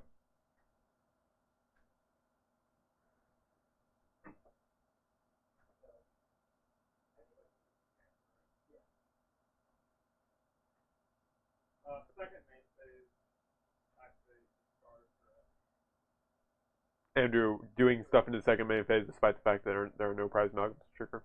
Yep. Alright. So he will get to swing for 5 this turn, and Michael's just so far away from doing anything that I'm pretty sure that Andrew will just be able to win. Yeah, and if Michael turned a game that could have been very close, if not just easy, into a game that he is likely to lose. Yep. That being said, Michael certainly does have ways out of the situation. Oh yeah. He has good top decks.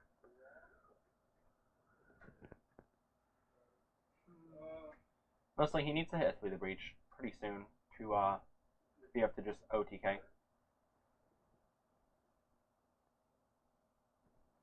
Yeah, Andrew's at 14, so it's going to be a little easier to hit him, to kill him quickly. Yep.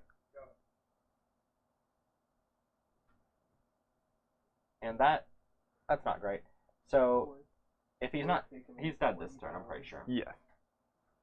2, 4, 6. Taking 6, and then is there a life from the There's loom? life from the graveyard, So, and yeah, there's he's a got flag it. right in the graveyard. Yep. Like that was that portal system. Right. Getting back life from the loom. I just Put Michael to 4, get back 3 cards, conflagrate, discarding the 4 cards. Yep. So on to the next game. yeah, I thought Michael 10 being on play minutes again. for 2 games. Yep. Michael being on play this time though. Goes a little That's bit. important. A little bit away. This matchup definitely just a race. Oh yeah.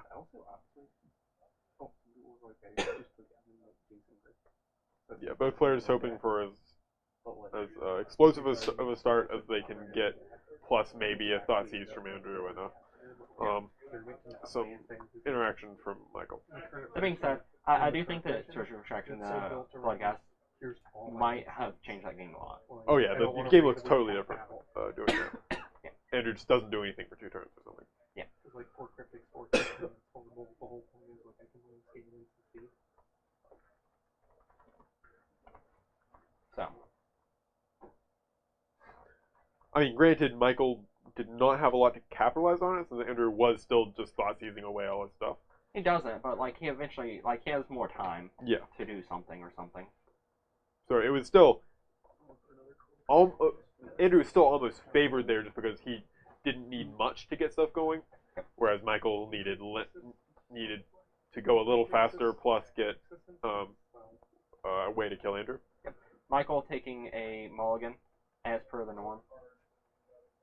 Does he normally mulligan? I thought that was just Sebastian. No, someone playing against Andrew. Oh, okay. Also Michael as well, as a person. Okay. Michael consistently mulligans.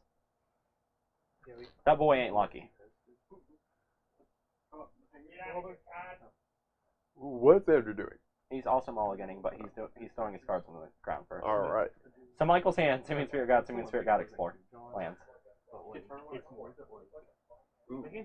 So Michael has turn 1 Explore, turn 2 Bear. He can choose to turn 1 Explore if he wants to, or he can wait till Seems turn correct. Honestly. Like, what's more powerful than turn 1 Explore? Not many things. If Explore was a 1-mana card, you'd play it in Vintage. A lot of hands of Thoughtseize. Probably not. Except Earthbound is basically Explore. Earthbind.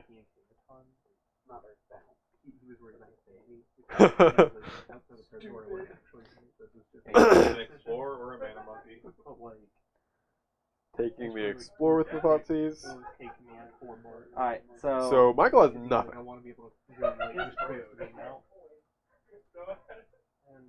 Michael's, yeah, just doing... He has a Through the Breach, so if he draws Prime Time, he could turn 3. He can turn 3 Breach Titan. Breach the monkey! Alright, I need him to draw the Primeval Titan. Yes, or he has 8 cards in his deck right now that make him win the game next turn. It will give me a new look on life. He can win the game next turn with 8 decks. All right. Alright. Come on. Alright. So we can breach this deep for one. Probably addresses it in here. Alright. So Michael Shaw. Oh man! Is No, there, do it. There it is. Do it. Do it. Do it. Come on. Yeah. Thank you so much. The game is over. Andrew, just stop it. Andrew can't believe it. It does kill you, right? No. It doesn't kill you. He doesn't have It enough. should. No, it shouldn't. It should. No. It Andrew should. should be dead, but I guess he's not. He's at 13. You can pull him down to 1 though, Oh, that's important. because he can get Mountain, then Valakut Mountain. No, that doesn't work. No, he can get Valakut Mountain, then Mountain. Wait, Valakut? Yeah, that's incorrect. That is incorrect. It turns on all of his lands later. But if he That's- gets Valakut Mountain and then Mountain, he deals 12 to Andrew, and Andrew goes to 1. Yeah. I don't like that. I'm That not, doesn't seem great. I'm not the biggest fan of it, but whatever. Like now one land drop doesn't kill him. Now 2 land drops kill him. I'm upset. I'm so upset. I wanted this game. You have to like draw double mountain or a way to search for two to kill me right now. And I can't afford it. That is unfortunate. I was really hoping this was a win. Yeah. So, It's the black, one black ring. huh. I mean, Andrew also doing pretty much nothing as well. Like this is It's a ring, but it takes up the And auras frustrated with about it. And if the creature comes Yeah. It's a mountain. Steve is relevant because if it attacks. Oh, So if he breaches a Steve, No, he's got. Oh, yeah, he breaches Steve. Andrew has very few cards to let him block here. He has the Neonate. Okay, okay. He has to play the Neonate to block. And he cannot actually life him alone. No, he can life him alone and get Copperline back. Okay. Oh, he can gain 2 with his collecting power. Okay. I hope Michael just picks up the land. There you go. Wait. Okay. kill that to rest you. Michael is being duressed. Yeah, because it actually doesn't matter. Yeah. To reveal his hand. He takes 6. Don't actually. Beyblade. Michael, I'm gonna need you to reveal your hand. Michael has revealed his hand. Okay. Thank you, Caleb. Yep. I wasn't sure if it was worth it or not. It was definitely worth it. Go. Alright. Can't use the damn goat quarter no more. The man fight. Oh man, Play that boy. that's a little worse than your average card. There's so many things that put him I mean, I can't do that. 1, 2, 3, 4, 5. I need a fucking jellyfish. Andrew just does nothing here. Kill that drain, you. Andrew going So to 5, if which he had is drained him last time, he wouldn't be dead to one mountain. he did drain him last No, time. he dressed him. He did both. He did all three. Oh, he did all three? Yes. Okay. Yeah. He put it on the deck. Why? Alright. So Michael Shit. puts Andrew down to Dead. -1 million. Okay. Anyways, that was That we was also quite the did through game. 7 rounds in the time we usually get through 6. We also started later than we normally do. Yep. This is fun time. Wow. Alright, so anyways, so good having you guys in here. We got to show very little Jace off, but next week we are planning on doing something Stand up too fast. a little spicy. We're going to be showing off some unbanned modern.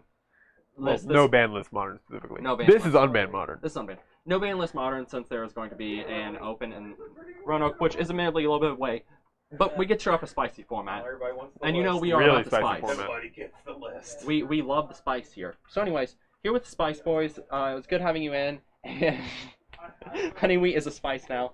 So I hope Honey to is see not you a spice, wheat is not a spice, and we are not musicians. Alright. So we that will was see you guys next week, No. 7:15 EST. I don't know. It's great having you.